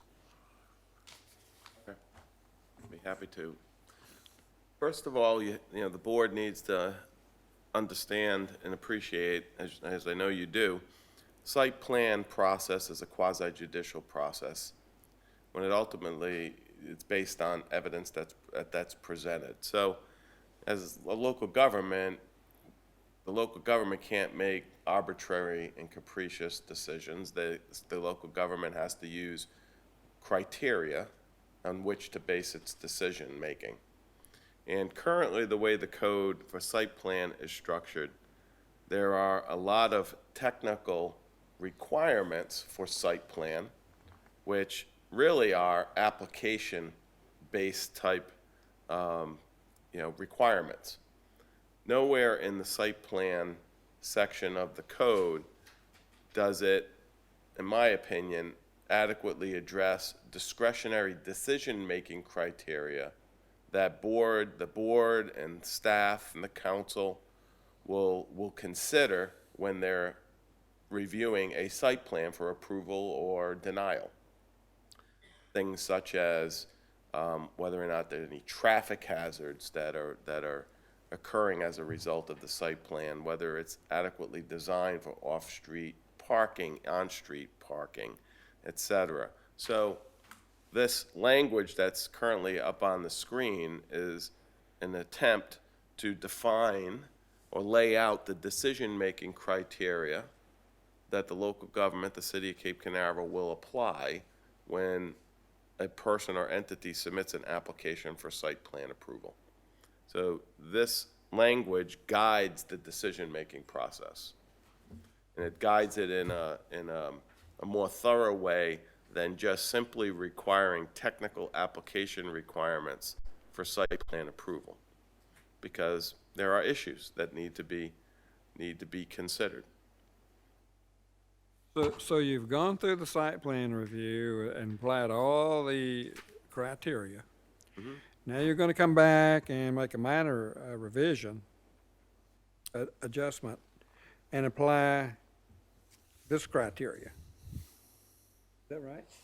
It's going to apply for any site plan decisions that are made, whether it's an initial site plan that is submitted or a minor modification to an existing site plan as defined in the proposed language that Dave previously put up. Right now, there is no minor site plan exception. If somebody wants to make a minor change to an existing site plan, they have to go through the whole process, basically, right, Dave? Correct. Full steam ahead, full board process, and come to the board when some things are very small scale. But this language that's up on the screen regarding review criteria would apply for all decision-making in site plans. So some of them are not, as you know, Lamar, for a minor site plan, most of these will probably be not applicable. Right. Others may be relevant, and that's where the decision-making process, hinges on. But you're gonna look at all these criteria anyway, You have to, yeah, exactly. and then you're Whether gonna they apply. decide on the 20%, or whatever it is. The 20% rule would be if somebody wanted to propose a change to an existing site plan, but this language applies regardless. Small site plan amendment or a whole new site plan. So Anthony, I have a question for you. If somebody wanted to do a site plan amendment, the process that they have to go through now, where's the deal breaker? In other words, if they had to go for a minor site plan change, is having to go back through this formal process, would that be a deal breaker for them in terms of expense and time and that type of thing? Would they throw their arms up in the air and say, nope, we just don't want to do it then? Well, they got to go through the expense and time of going through a planning and zoning board hearing. Mm-hmm. So and that would require, I guess, all the notices and et cetera, et cetera. Yeah, it's roughly, let's just say a ballpark of $2,000, and it's could be 60 days. So that's really what we're talking about here. It's streamlining the current process, time and money, and it's that's what bottom line is. We're trying to make this process a little easier. And no, would they if the change wasn't made, would they walk away? No, of course they're not going to, because they have to go through the process. We hold all the cards. So we're trying to make some of those cards a little easier for people to get dealt, basically. Give us an example. What I'm thinking, what I suspect is you got a pretty large project, let's say, and it's gone through a site plan review and it's approved, and then back comes a need for an adjustment, and all this criteria may not apply to that one Correct. adjustment, right? That's correct, Lamar. Okay, all right, okay. That is. I'm getting there.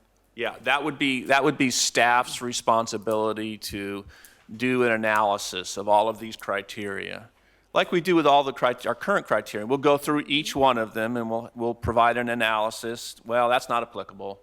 And my guess is on most of these small scale amendments, they're so minor and they're really insignificant that probably of the 13 proposed criteria, maybe 1 or 2 would apply, if that. Okay.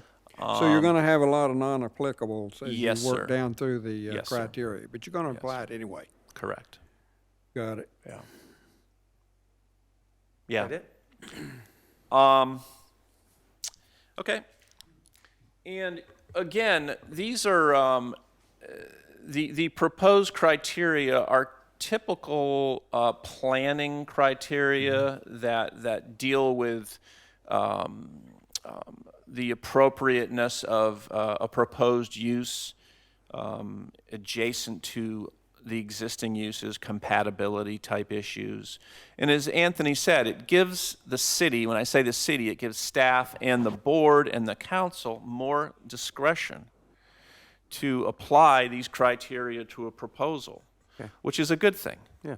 Because from a legal standpoint, they can meet all the, potentially they could meet all of the engineering standards, but there still be some things that aren't good. And when the city we'd be in a bad position if we denied it, if they met all of the current criteria. We said, no, I'm sorry. No, we would be in that would put the city in a precarious position. All right, that's Mr. Chairman, that's really about it. I think that sums up the presentation. Our recommendation is that the P&Z Board recommend approval of this ordinance to the City Council. Thank you. Thank you, Mr. Dickey. You cleared up some of the questions I had. It was done well. So we go to public participation. I saw one person chomping at the bits there. Mr. Hermanson, you? We're next on the agenda, I'll provide Okay, all right. So no public participation. We bring it back to the board. Anybody have any comments? Question. Just looking at the first part with the 20% change allowance, that seems like a lot, just based on past experience. A lot can happen to like 1/5 of a project. What's the basis for the 20% designation? Is there a rationale for that particular?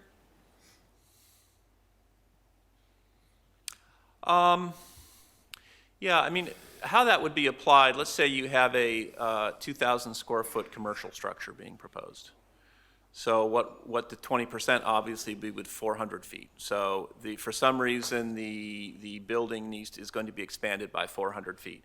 And so that'll obviously, a expansion like that will ripple through the project. The parking could potentially be shifted around a little bit. There'll obviously be a need, if it increases, there'll be a need for some additional parking. So it'll have to accommodate some additional parking. Potentially could affect the stormwater system. Yes, there is, potentially could have some rippling effects through the site plan, but, you know, is there a rationale behind 20%? I can't say there is. Pulled it out of the air, 20% sounds good. Yeah, I think as we get closer to 50%, I think that can have a significant impact on the site. Well, I mean, you didn't pull it out of the air, David. I mean, other cities have used similar criteria to define small scale. I guess it's kind of hard, one size fits all. I think you're correct in that regard. It depends on the scale of the initial site plan. 20% may be I guess I'm used to seeing extremely more of a minimal on monetary one amount. I'm sorry, totally No, cut it's you off. okay. I'm just, rather than a percentage, I'm used to seeing like a monetary amount, like not to exceed $5,000 or whatever, something like that. So I don't know if that's appropriate here, but that seems like a large amount of change. If we don't see it for a 20% change, does the city engineer see it again? Yes. So it's just our step that's being eliminated, just to be Correct. clear. Okay. Yeah, it would go through the entire development review committee. Okay, then that's. Which okay. would That makes me include- feel better. I Okay. didn't understand if it was the whole. Yeah, no, it would process. not be me in my office. Okay, this sounds If we're good. just like, psych, we're moving this. No, 25, okay. No, it would All go right, good. through. So it's it- just us little cursory Yeah, lookers. city engineer Okay. would be involved in it. He would be reviewing for all the stormwater, flooding issues. Our public safety folks would be involved in it, both police and fire, to make sure that we weren't approving something that they were going to have a hard time handling from a public safety perspective. Our public works department would be looking at that from a water and sewer standpoint. Just all of the review agencies that typically look at site plans would be And the involved in initial this. site plan would have been reviewed by the Correct. Planning and Zoning Board in the Correct. first place. Right, yeah, okay, Yeah, I'm just, so- as long right. as, we're not, we're a valuable part, but as long as the engineer is still looking at the stuff, even if we're not looking at it. Yeah, I thought about that too. I wondered about the 20%, seemed a little high, and then I thought, well, you can go ahead and apply the 20% to the need for change. You get a 20% change, but you're still going to look at all the ripple effects. And if the ripple effects turn out to be large, then you don't have a minor change in. You got to go back through your site plan. So, you're going to have a tripping point. If the ripple effect is too much based on this so-called minor change, then you're going to discover that, well, we need to go back and talk some more.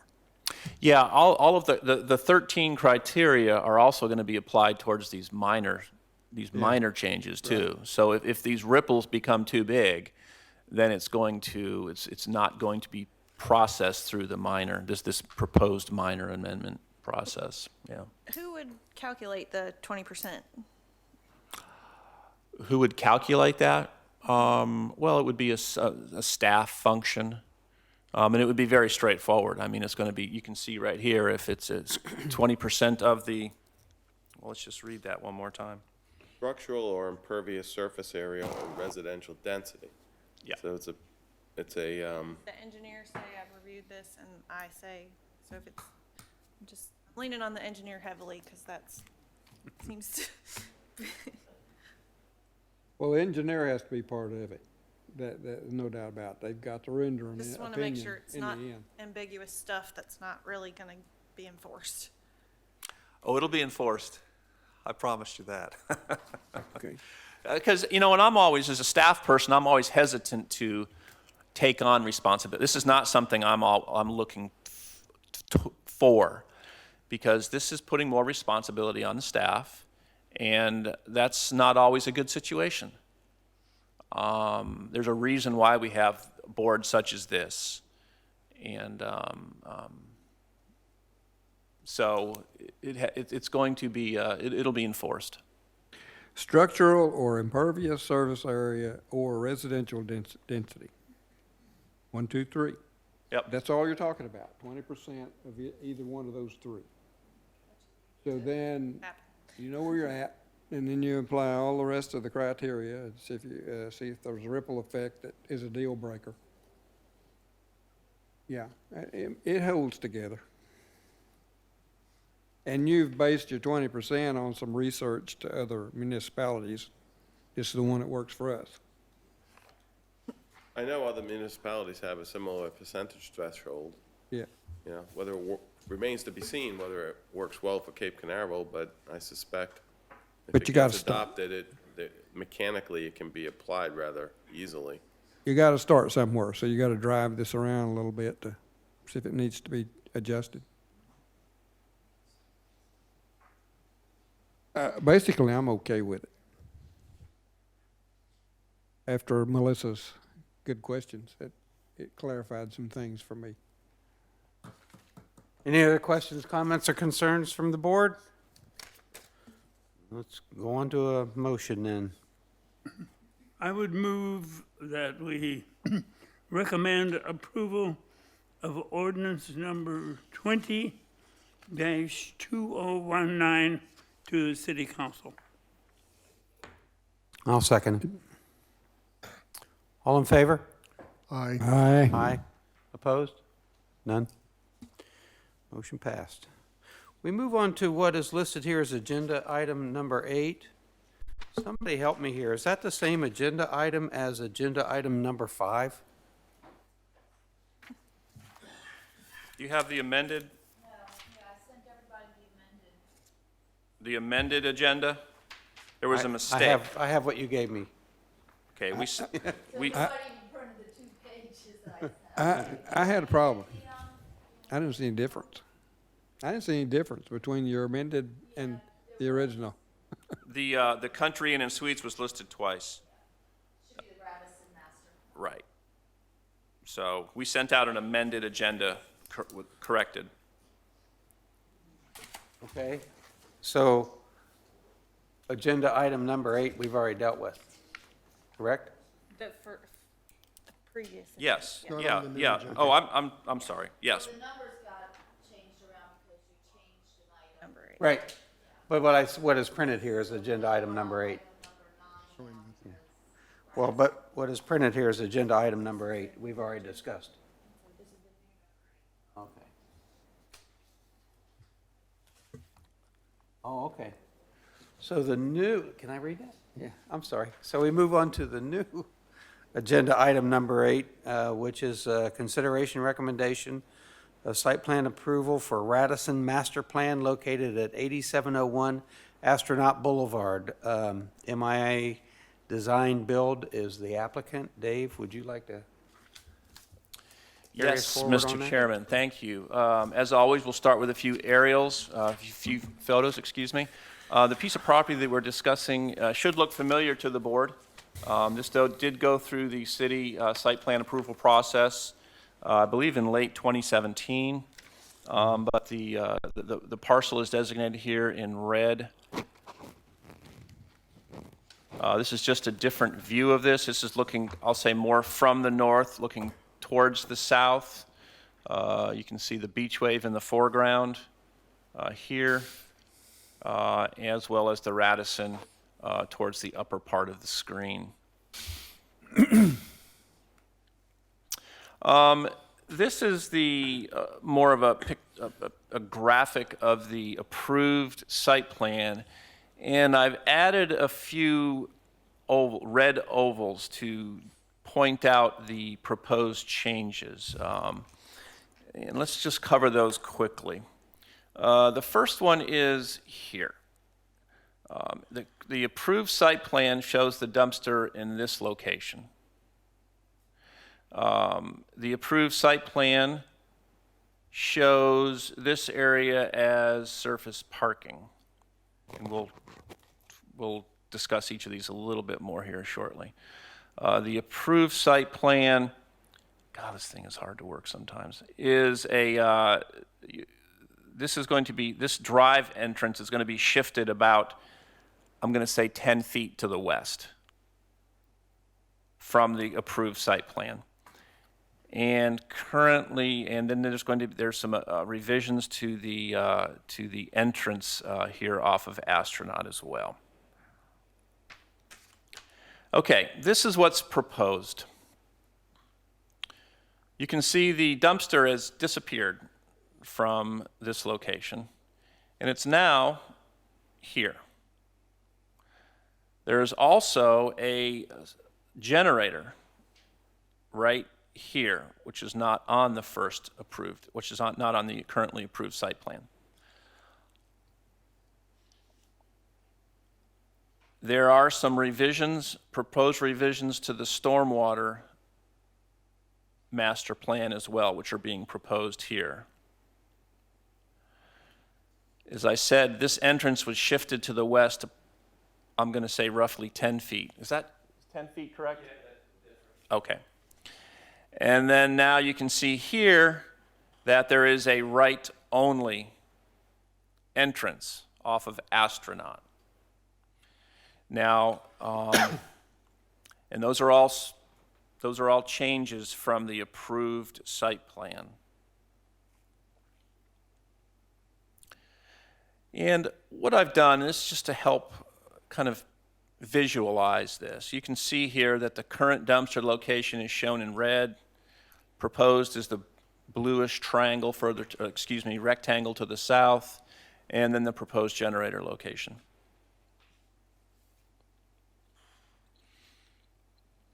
Is the generator a new addition? Yes.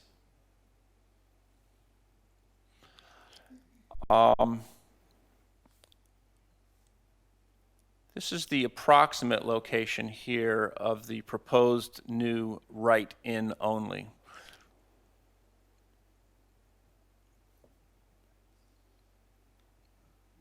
Okay. I'm going to read my staff report real quick.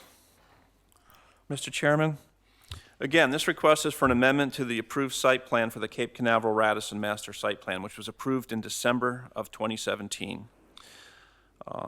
The parcel is Zone C1 and hotels are permitted in this zoning district. The parcel is located in flood zone X, which indicates indicates an area of minimal flood risk. There are no jurisdictional wetlands on the site.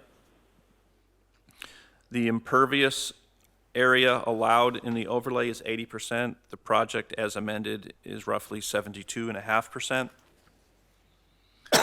The checklist, the site plan checklist is attached to the agenda cover, and we'll cover that in just a second.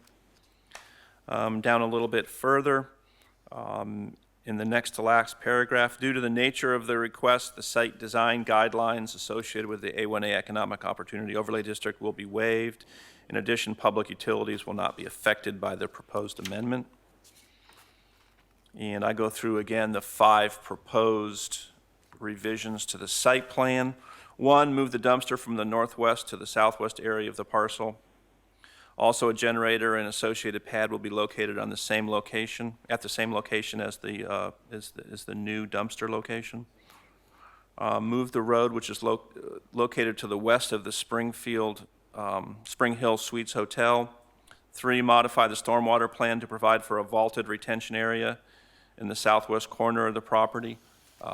In the last I was aware, that revision was currently under review by St. Johns River Water Management District.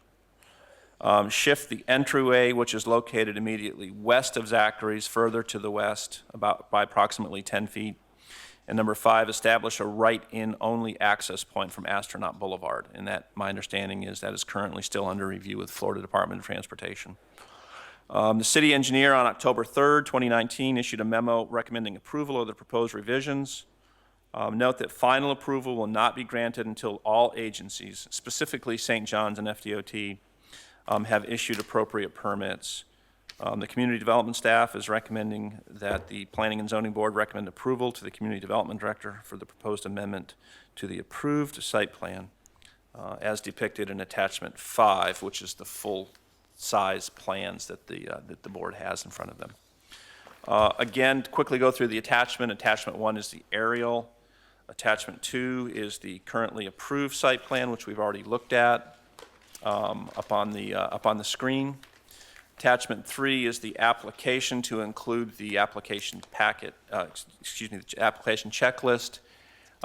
Attachment 4 is the memo dated October 3rd, 2019 from Mr. Picard, wherein he does recommend approval. And again, the board has the large-scale plans in front of you, and those were attachment 5. I know the applicant is here as well as his engineer. If there's any specific questions on the 5 revisions, they would be happy to answer those, but that does conclude my presentation, Mr. Chairman. Thank you, Mr. Dickey.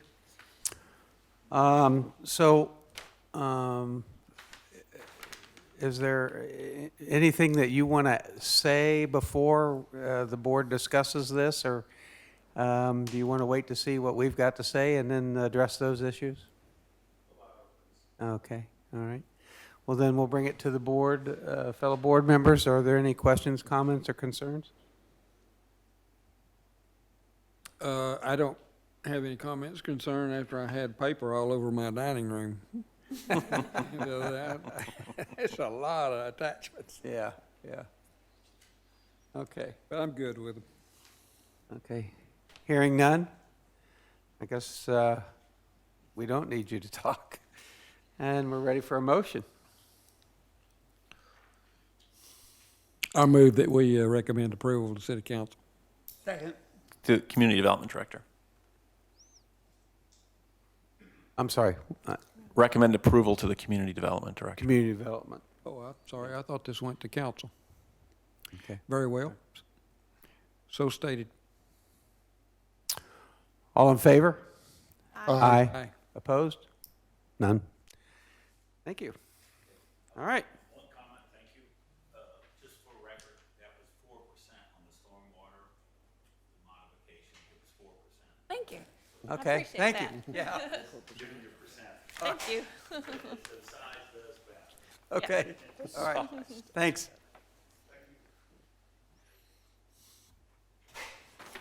Okay, we move on then to agenda item number 9, right? Yes, Mr. Chairman. This is a discussion about tattoo establishments and body piercing salons.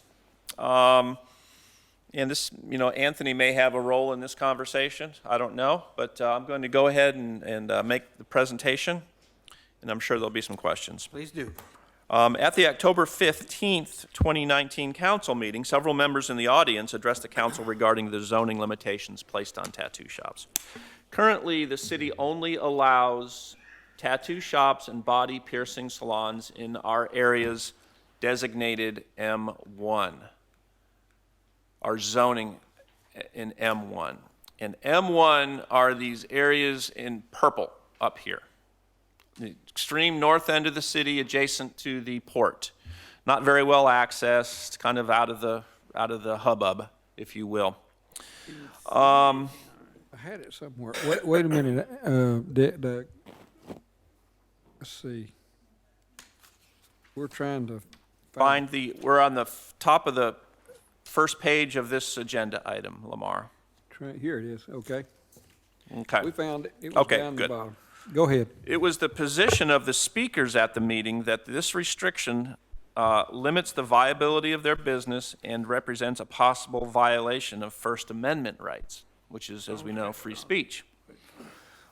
With respect to the First Amendment violations, there has been several recent legal challenges that speak to this. And then the agenda item goes through and it calls out a couple of legal cases that have recently gone through here in Florida that have dealt with this issue. And there's also, just as kind of background for the board, tattoo artists and piercers, I guess that's the proper term, also have to abide by requirements and regulations in the Florida Administrative Code, which does require them to successfully complete certain educational courses.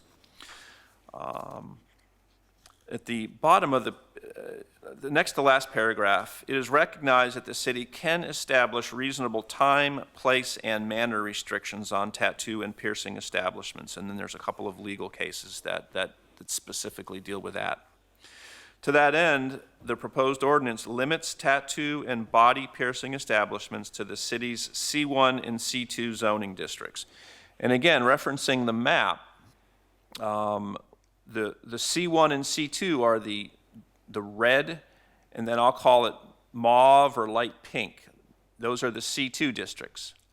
So you can see those are mostly found along Astronaut and North Atlantic. Continuing on that bottom paragraph, the establishment must be located within a building that fronts State Road A1A or the west side of North Atlantic Avenue, south of Church Lane. So what that language does is it calls out a specific area. And that is on North Atlantic, this little triangle right in here. This is Church Lane right here. So south of Church Lane, west of North Atlantic. So that little triangle in there is eligible to locate a tattoo facility or a piercing facility. And then all along, and the rest of North Atlantic and Astronaut, anything commercial along there, that a piece of property that fronts that is eligible. Okay, just to grind it in. Okay. Walk us through that one more time. Okay. So we know where they're at. Okay. You want me to talk a little bit about? They're going to be long. Okay. Go ahead. I don't want to interrupt. No. I want to. Okay. Let's get to that, Lamar. Okay. Anywhere you see a red or a pink, so C1 and C2 along Astronaut or North Atlantic, and North Atlantic. Keep maddening. Keep going to the right. Yeah. Okay, here we go. Anything south of Church Lane, which is right here. Yep. So that red area, south of Church Lane, and then the property has to be west of North Atlantic, which is right here. So and that you can see, if you can picture that little triangle right there. Then any piece of property that either fronts North Atlantic, the balance of North Atlantic down in here, I don't know where my arrow went, it's gone though. So that's all eligible. There we go. So let me read. If you go to the ordinance on page 3 of 5, everybody find that? It's attached to the back of the agenda cover. So it's on page 3 of 5. It's paragraph 20. That's where all the meat and potatoes are. Tattoo establishments and body piercing salons required to be licensed under Chapter 381 Florida statute, provided, however, the establishment or salon must be located within a building adjacent and fronting State Road A1A, which is Astronaut, or the west side of North Atlantic, south of Church Lane, which is that little triangle area I was talking about. And no such establishment or salon shall be permitted to locate within 100 feet of any property with a pre-existing residential use or designated residential on the city's comprehensive plan, future land use map, and/or official zoning map. Said 100 feet shall be measured by following a straight line without regard to intervening structures from the building or portion thereof in which the establishment or salon is occupying to the nearest boundary of the residential property.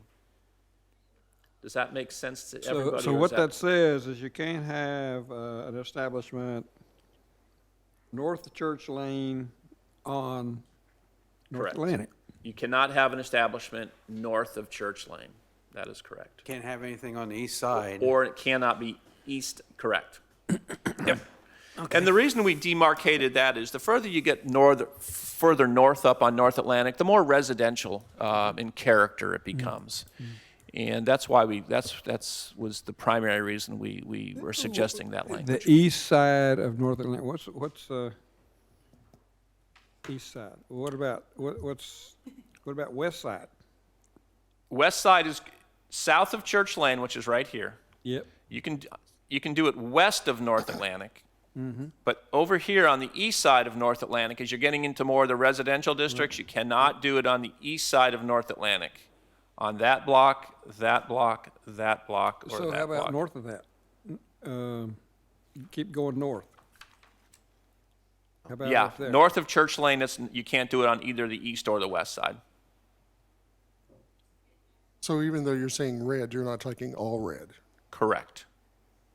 Say what? Correct. Even though we're putting them in the red, not all the red parcels? Right. Okay. Just two right there. Yes. So basically along the main thoroughfares. Yes, sir. Yep. Yeah, that was the intent. And that's really the essence of the proposed ordinance.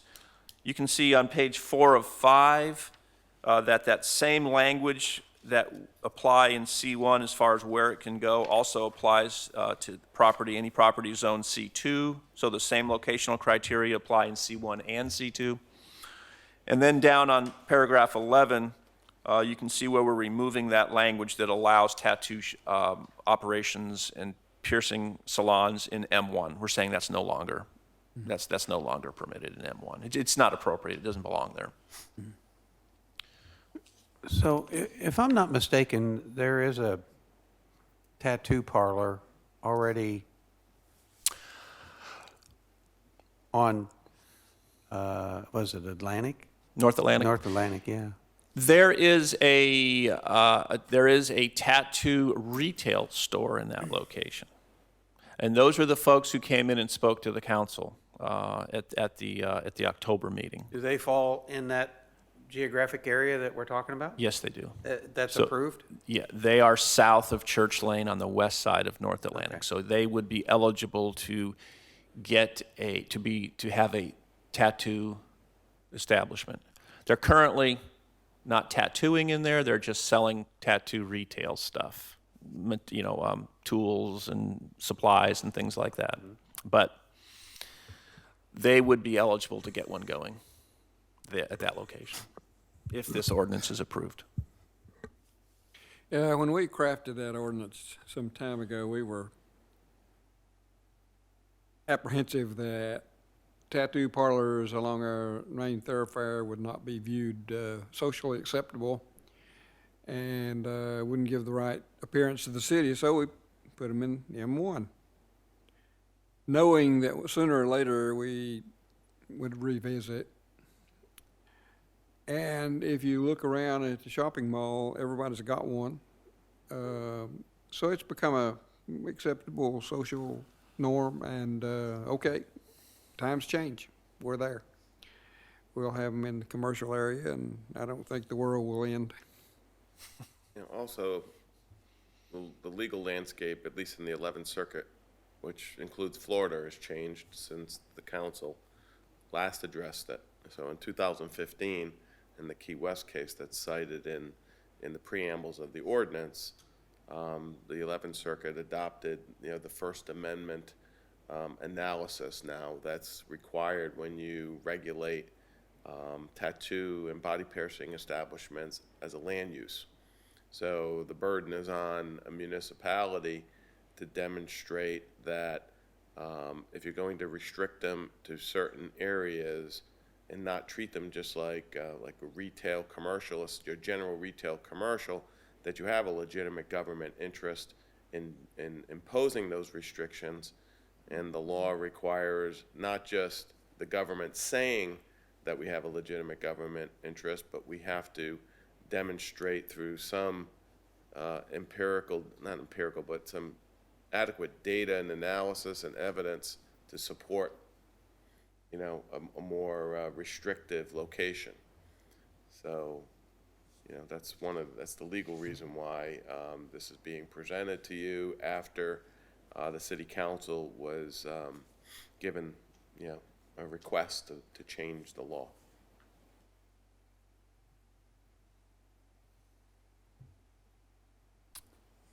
That concludes my presentation, Mr. Chairman. Thank you. I have no cards for public participation on this particular item. I'm assuming that nobody wants to talk about that out in the audience. So with that in mind, we'll bring it back to the board. Board members, questions, comments, concerns? I just have one question. Where does the 100 feet from a residential area come from? Is that just standard? Yeah, I mean, municipalities, local governments oftentimes use separation or distance standards to, for, as Anthony indicated, for public purpose, for public safety, health, and welfare reasons. An example would be elsewhere in our code, we have separation or distance requirements between gas stations. I believe we have separation distance between medical marijuana treatment facilities. So that it's a standard, it's a tool or a technique that municipalities, to include the city of Cape Canaveral, use to separate these uses. So so we don't have a concentration, that we do kind of de facto limit the number that could go in the city. Okay. That was part of the thought process. Was the city's currently going through a comprehensive rezoning. Yeah. And has a very unique circumstance along A1A with some residential properties that are currently zoned C1, and they're going to be rezoned.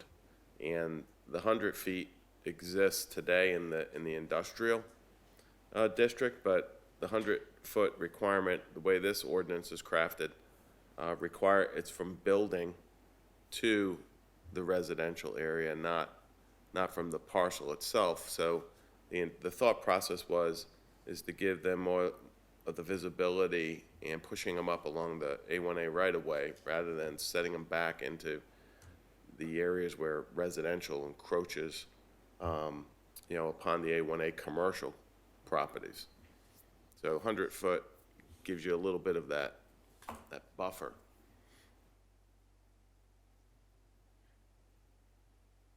Okay. Anybody else? No comment.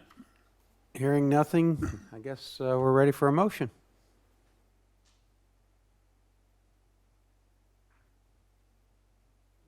Who does this one go to? The council. This goes to the council. Yeah. Yeah, it goes to the council. I recommend that, I move that we recommend approval to the council. I'll second that. All in favor? Aye. Aye. Opposed? None? All right. We've already taken care of 10, so we move on to agenda item number 11, which is a discussion item, doesn't require any vote. And it deals with off-street parking. Mr. Dickey? Yes. Last but not least, this will be an interesting conversation. I'm gonna do things a little backwards here and kind of go through the agenda cover first. It's short and sweet. At its November 19th, 2019 regular meeting, so at last month's meeting, the City Council discussed the need to revise the city's parking requirements to allow for alternative parking surfaces, which among other things would have a positive impact on the water quality of the lagoon. To that end, staff has prepared this agenda item to discuss possible revisions to the city code to reflect council direction, as well as begin to implement the city's resiliency goals. In general, the proposed revisions include a discussion on the size of parking spaces, the creation of a new category of parking spaces for compact cars, establishing standards for alternative parking, and we'll go into all of this in detail, administrative parking reductions, and the use of alternative parking surfaces. So let's go into this here. I want to start out by saying that the Resilient Cape Canaveral, we brought this report to the Planning and Zoning Board earlier this year. I believe it was in July. And the Resilient Cape Canaveral report is the city's first step towards becoming more resilient and becoming able to deal with climate change, with heightened or increasing water levels associated with climate change. And how are all those things going to affect the city and our infrastructure and water quality and all of those type of things? And there was a report put together by the East Central Florida Regional Planning Council, and there was a lot of data and analysis in there, and it provided several different scenarios based on modeling of federal agencies. NOAA was one of them. I think Army Corps of Engineers was another agency that put together a model. And these different models provided different scenarios for the city and how those increasing water levels, so how it was going to impact the city. And I highlighted this section, page 2 of 3. I'm not sure if the board can read it, but I'm going to go ahead and read this. The final section of the assessment, and I'm talking about the Resilient Cape Canaveral report, includes strategies for incorporating resiliency into city plans, policies, and programs. The strategies are based on input from the community gathered from several public engagement initiatives. As I recall, most of the board attended at least one of those public meetings that we held in the city. Moving forward, the council will be asked to consider resiliency goals and a number of strategic policy changes in order to better position the city for economic, environmental, and social resiliency. At its July 30th, 2019 regular meeting, the Planning and Zoning Board unanimously accepted the vulnerability assessment. An important point raised at this meeting is that the city has been and continues to be proactive with respect to becoming more resilient. Recent steps taken include shoreline hardening, the use of porous pavement in city construction projects, the installation of charging stations at public buildings, and the purchase of hybrid and electric vehicles for the city fleet. These are all things the city is doing to become more resilient. We're very much in our initial stages, but we're starting to do things. Now, the next 2 pages are pages directly taken out of the resiliency report, and I'm rather than read them verbatim, I'll try to highlight some of them. The top of page 71 on the right-hand side, an LID stands for low impact development. Low impact development also includes the innovative design of parking lots, which are a major source of impervious pavement. Green parking lots with high levels of natural absorbent landscaping are a great mitigation strategy to help reduce stormwater runoff, increase natural filtration, reduce heat island effect, and improve water quality. According to the naturally resilient communities, the use of pervious concrete is much more durable in hot climates than porous asphalt pavement. Green paving lots can vary depending on use and location. And then they give a couple of examples. And I just want to read the bottom of page 70, and I'll try to wrap things up pretty quickly. Some strategies to help the city lessen the load on the overall stormwater system should include requiring or incentivizing private property owners and other agencies with facilities in the city to capture as much stormwater on site as possible for infiltration. Working with businesses, homeowners, and other partners to implement these and other LID techniques where feasible and appropriate could have substantial positive impact on the amount and quality of water discharging into the Indian River Lagoon, onto streets, and on private and public property. As properties are redeveloped in the city, requiring or incentivizing developments, business, and homes to design to 100% on-site retention for a minimum of 125-year flood, though using a 100-year flood would be more resilient and progressive. This can be achieved through a variety of techniques to advance the city's resilience and sustainability. The city should investigate its codes, ordinances, and plans to determine if a net zero discharge is feasible. And I'm going to go through real quickly some of the specific changes that we're recommending. And again, this is more of as soon as I finish blabbing on, I'd like to kind of turn it over to the board and just get your thoughts on kind of resiliency as a whole, and then maybe some of the specifics that are being recommended. And these are strictly recommendations. I'm not. These are just more throwing things out for us to discuss and kind of get the juices flowing.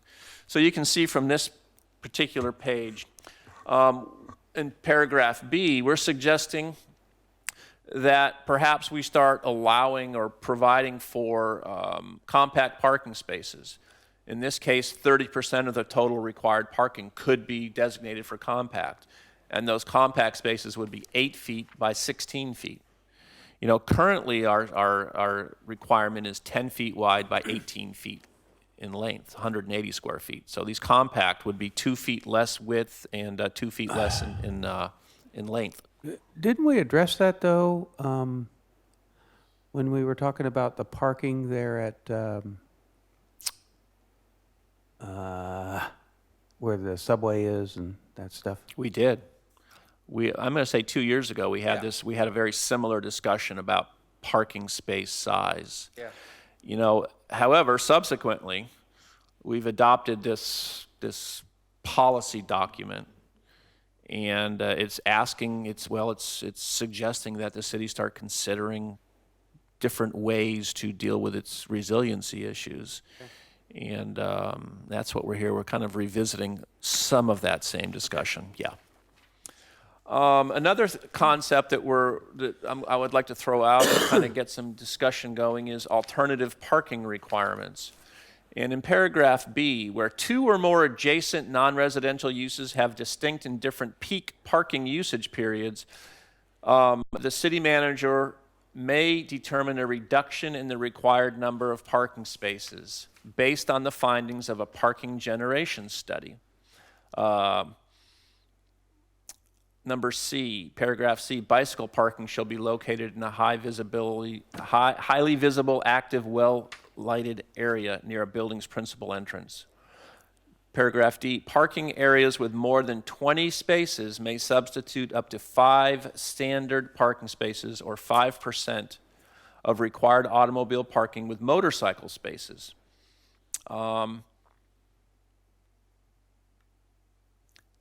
Administrative parking reductions, and these are all different concepts. The city manager may grant a parking reduction for residential or mixed-use developments to allow the reduction of at least 5 parking spaces with a total reduction not to exceed 15% of the required parking. Parking reductions are approved based on the operating characteristics of a specific use. Paragraph B, the city manager may determine the minimum parking requirements for a use which is not specifically referenced in the code, for which the applicant has provided evidence that a specific use is of such a unique nature that the applicable minimum parking ratio listed should not be applied. In making such a determination, the city manager may require submission of parking generation studies, evidence of parking ratios applied by other counties and municipalities for the specific use. I want to go back to this alternative parking requirements. I'm not sure if I was specific enough. In paragraph B, where 2 or more adjacent non-residential uses have distinct and different peak parking usage periods. Basically what that means in a mixed-use project, if you have a residential component and you have a retail component, and they're on the same site, I think as we all know that those different uses have different peak demand times through the day. As an example, the peak trip times for residential uses are first thing in the morning and first thing in, towards 5 o'clock, so 8 and 5.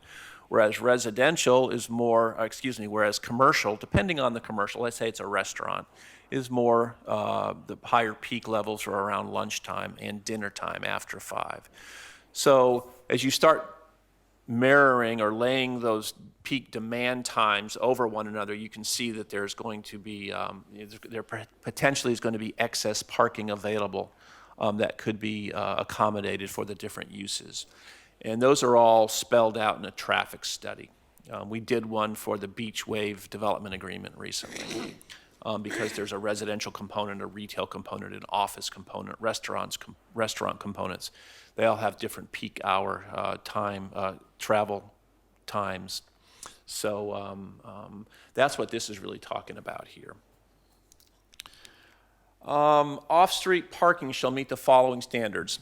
This is interesting stuff here. Paragraph A, the use of pervious all-weather hard surface is encouraged and can reduce the minimum parking spaces required by this section by a maximum of 10%.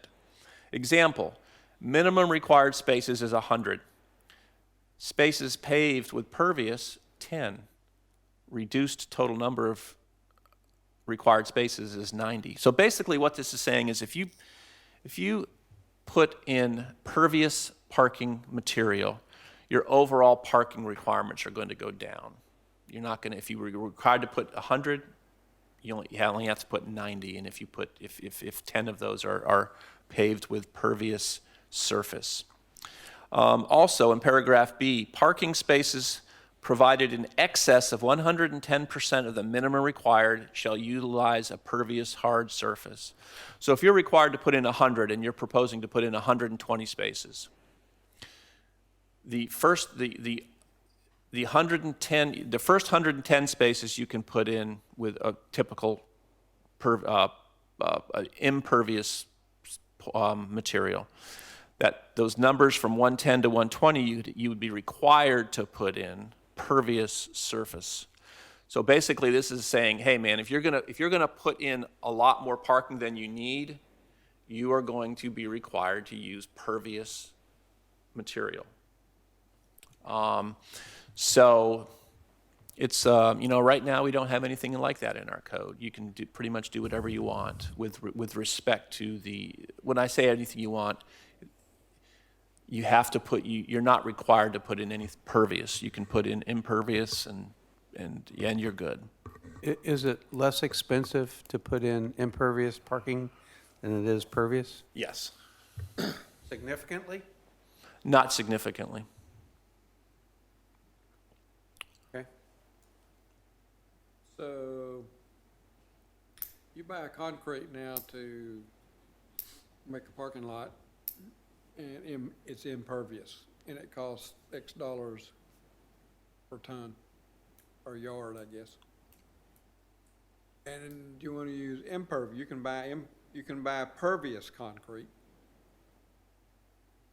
What percentage-wise, do you have a ballpark figure about how much more expensive it is? I was going to ask for John Picard to respond to that, but that would be something that we could certainly look into and come back to the board with some numbers. I think that'd be a good idea. All right. Okay. A lot of different methods for pervious pavement too. It's Right, not that is just true. pervious concrete, it's dimensional grid, all kinds of stuff. But Correct. if you're hard set on hard pavement, you can get pervious concrete. Correct. And let me finish. I've got one more page that I want to talk about, and this is definitely a new concept in the city. This is talking about alternative parking surfaces.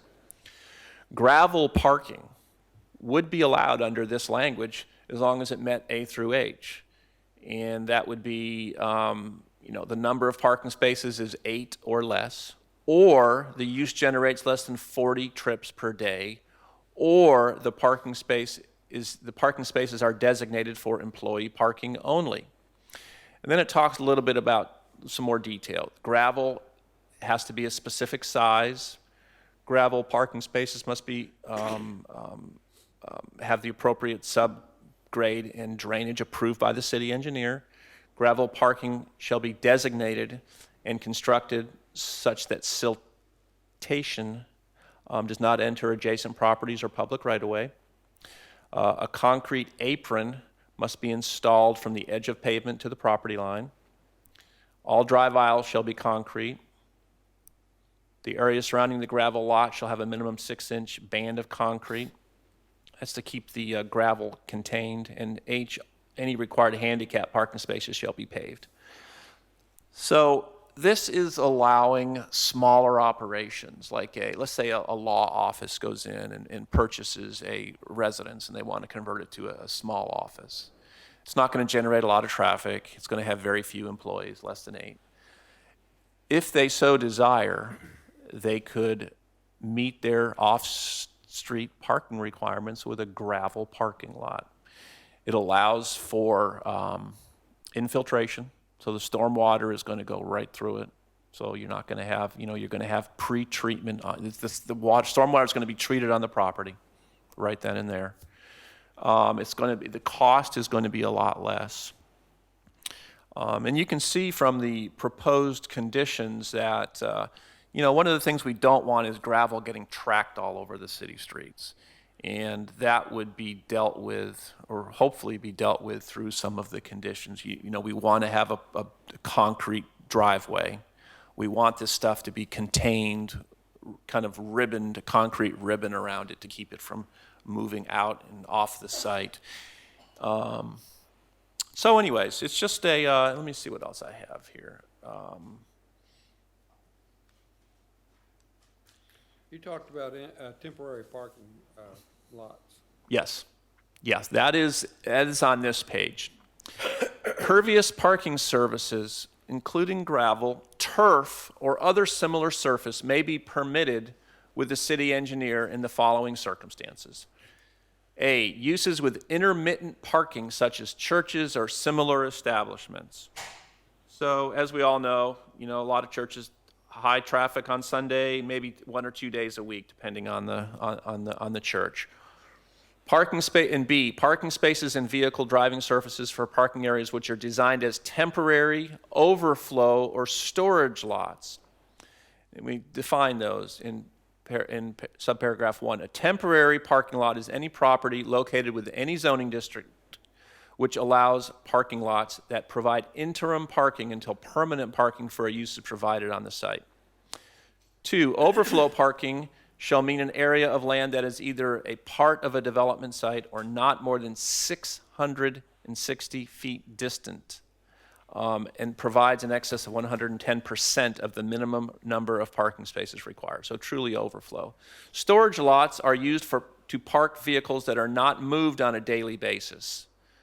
Car dealerships, cruise parking, vehicle rental companies, or similar. Now, drive aisles may be required to be paved with asphalt, concrete, brick pavers. And that really is because drive aisles are where we're going to see a lot of the traffic, a lot of the potential rutting, a lot of the movements are going to be occurring in these drive aisles. So they may be required to be paved. The lot will have to meet all the drainage standards, and they'll have to submit a plan that the city engineer will approve. And this is the last part. Alternative impervious surfaces such as asphalt millings, compacted shell, or other similar surfaces may be permitted with the approval of the city engineer, provided A, parking spaces and vehicle driving surfaces for parking areas which are designed as temporary or storage lots, or employee-only designated parking areas. Employee-only parking areas must be clearly identified by appropriate signage. And B, alternative impervious surfaces must provide stormwater attenuation and treatment in compliance as approved by the city engineer. So basically, in short, this language is just providing an option, an alternative for paving everything. And we're trying to limit those situations where it could be used to situations that don't have a lot of traffic, a lot of in and out, a lot of movement that's going to create ruts and create a maintenance problem. So, anyways, throwing a lot of ideas out here. I know there's a lot of stuff, and it has a significant impact on the city. But I thought we'd start the conversation. So you've presented you said a draft ordinance will be prepared and presented at a subsequent meeting. Basically, you presented the draft ordinance already, right? Well, the meat is in here. The meat's being presented tonight, but it's not in ordinance form. And this is truly draft. If the board is not, if you have other ideas on how we can accomplish some of these resiliency and sustainability goals, let's talk about them. Again, these are really more just to prime the pump as far as discussion. Yeah. I haven't seen anything that I thought was a bad idea Yeah, so far. I can only say that I'm excited about anything that the city wants to do concerning resiliency. I was fortunate enough to be on the Banana River today. The water's clear. You can see the bottom. There's no vegetation, period. None. And we're in big trouble. So anything that we can do to help restore our little piece of heaven, then I'm all for it. Yeah, and what I see, it looks to me like you've done spot on. Yeah, good stuff. Attaboy, Dave. Well, I mean, if the board so desires, I'll work with Anthony, and we'll package this into an ordinance form. And I can't promise we may not make a few tweaks between now and when this gets back in front of you from what you're looking at tonight. We might run across something that we think is a great idea, but I will spell those out and bring those to the board's attention. If we're not going to slip anything underneath in the dark of night, we wouldn't do that. So, but okay, that sounds good. We'll next time we meet, we'll have an ordinance for the board to consider. Thank you, Dave. We move on to reports and open discussion. Anybody? Hearing none? Need a motion for adjournment. So moved. Second? All in favor? Aye. Opposed? None.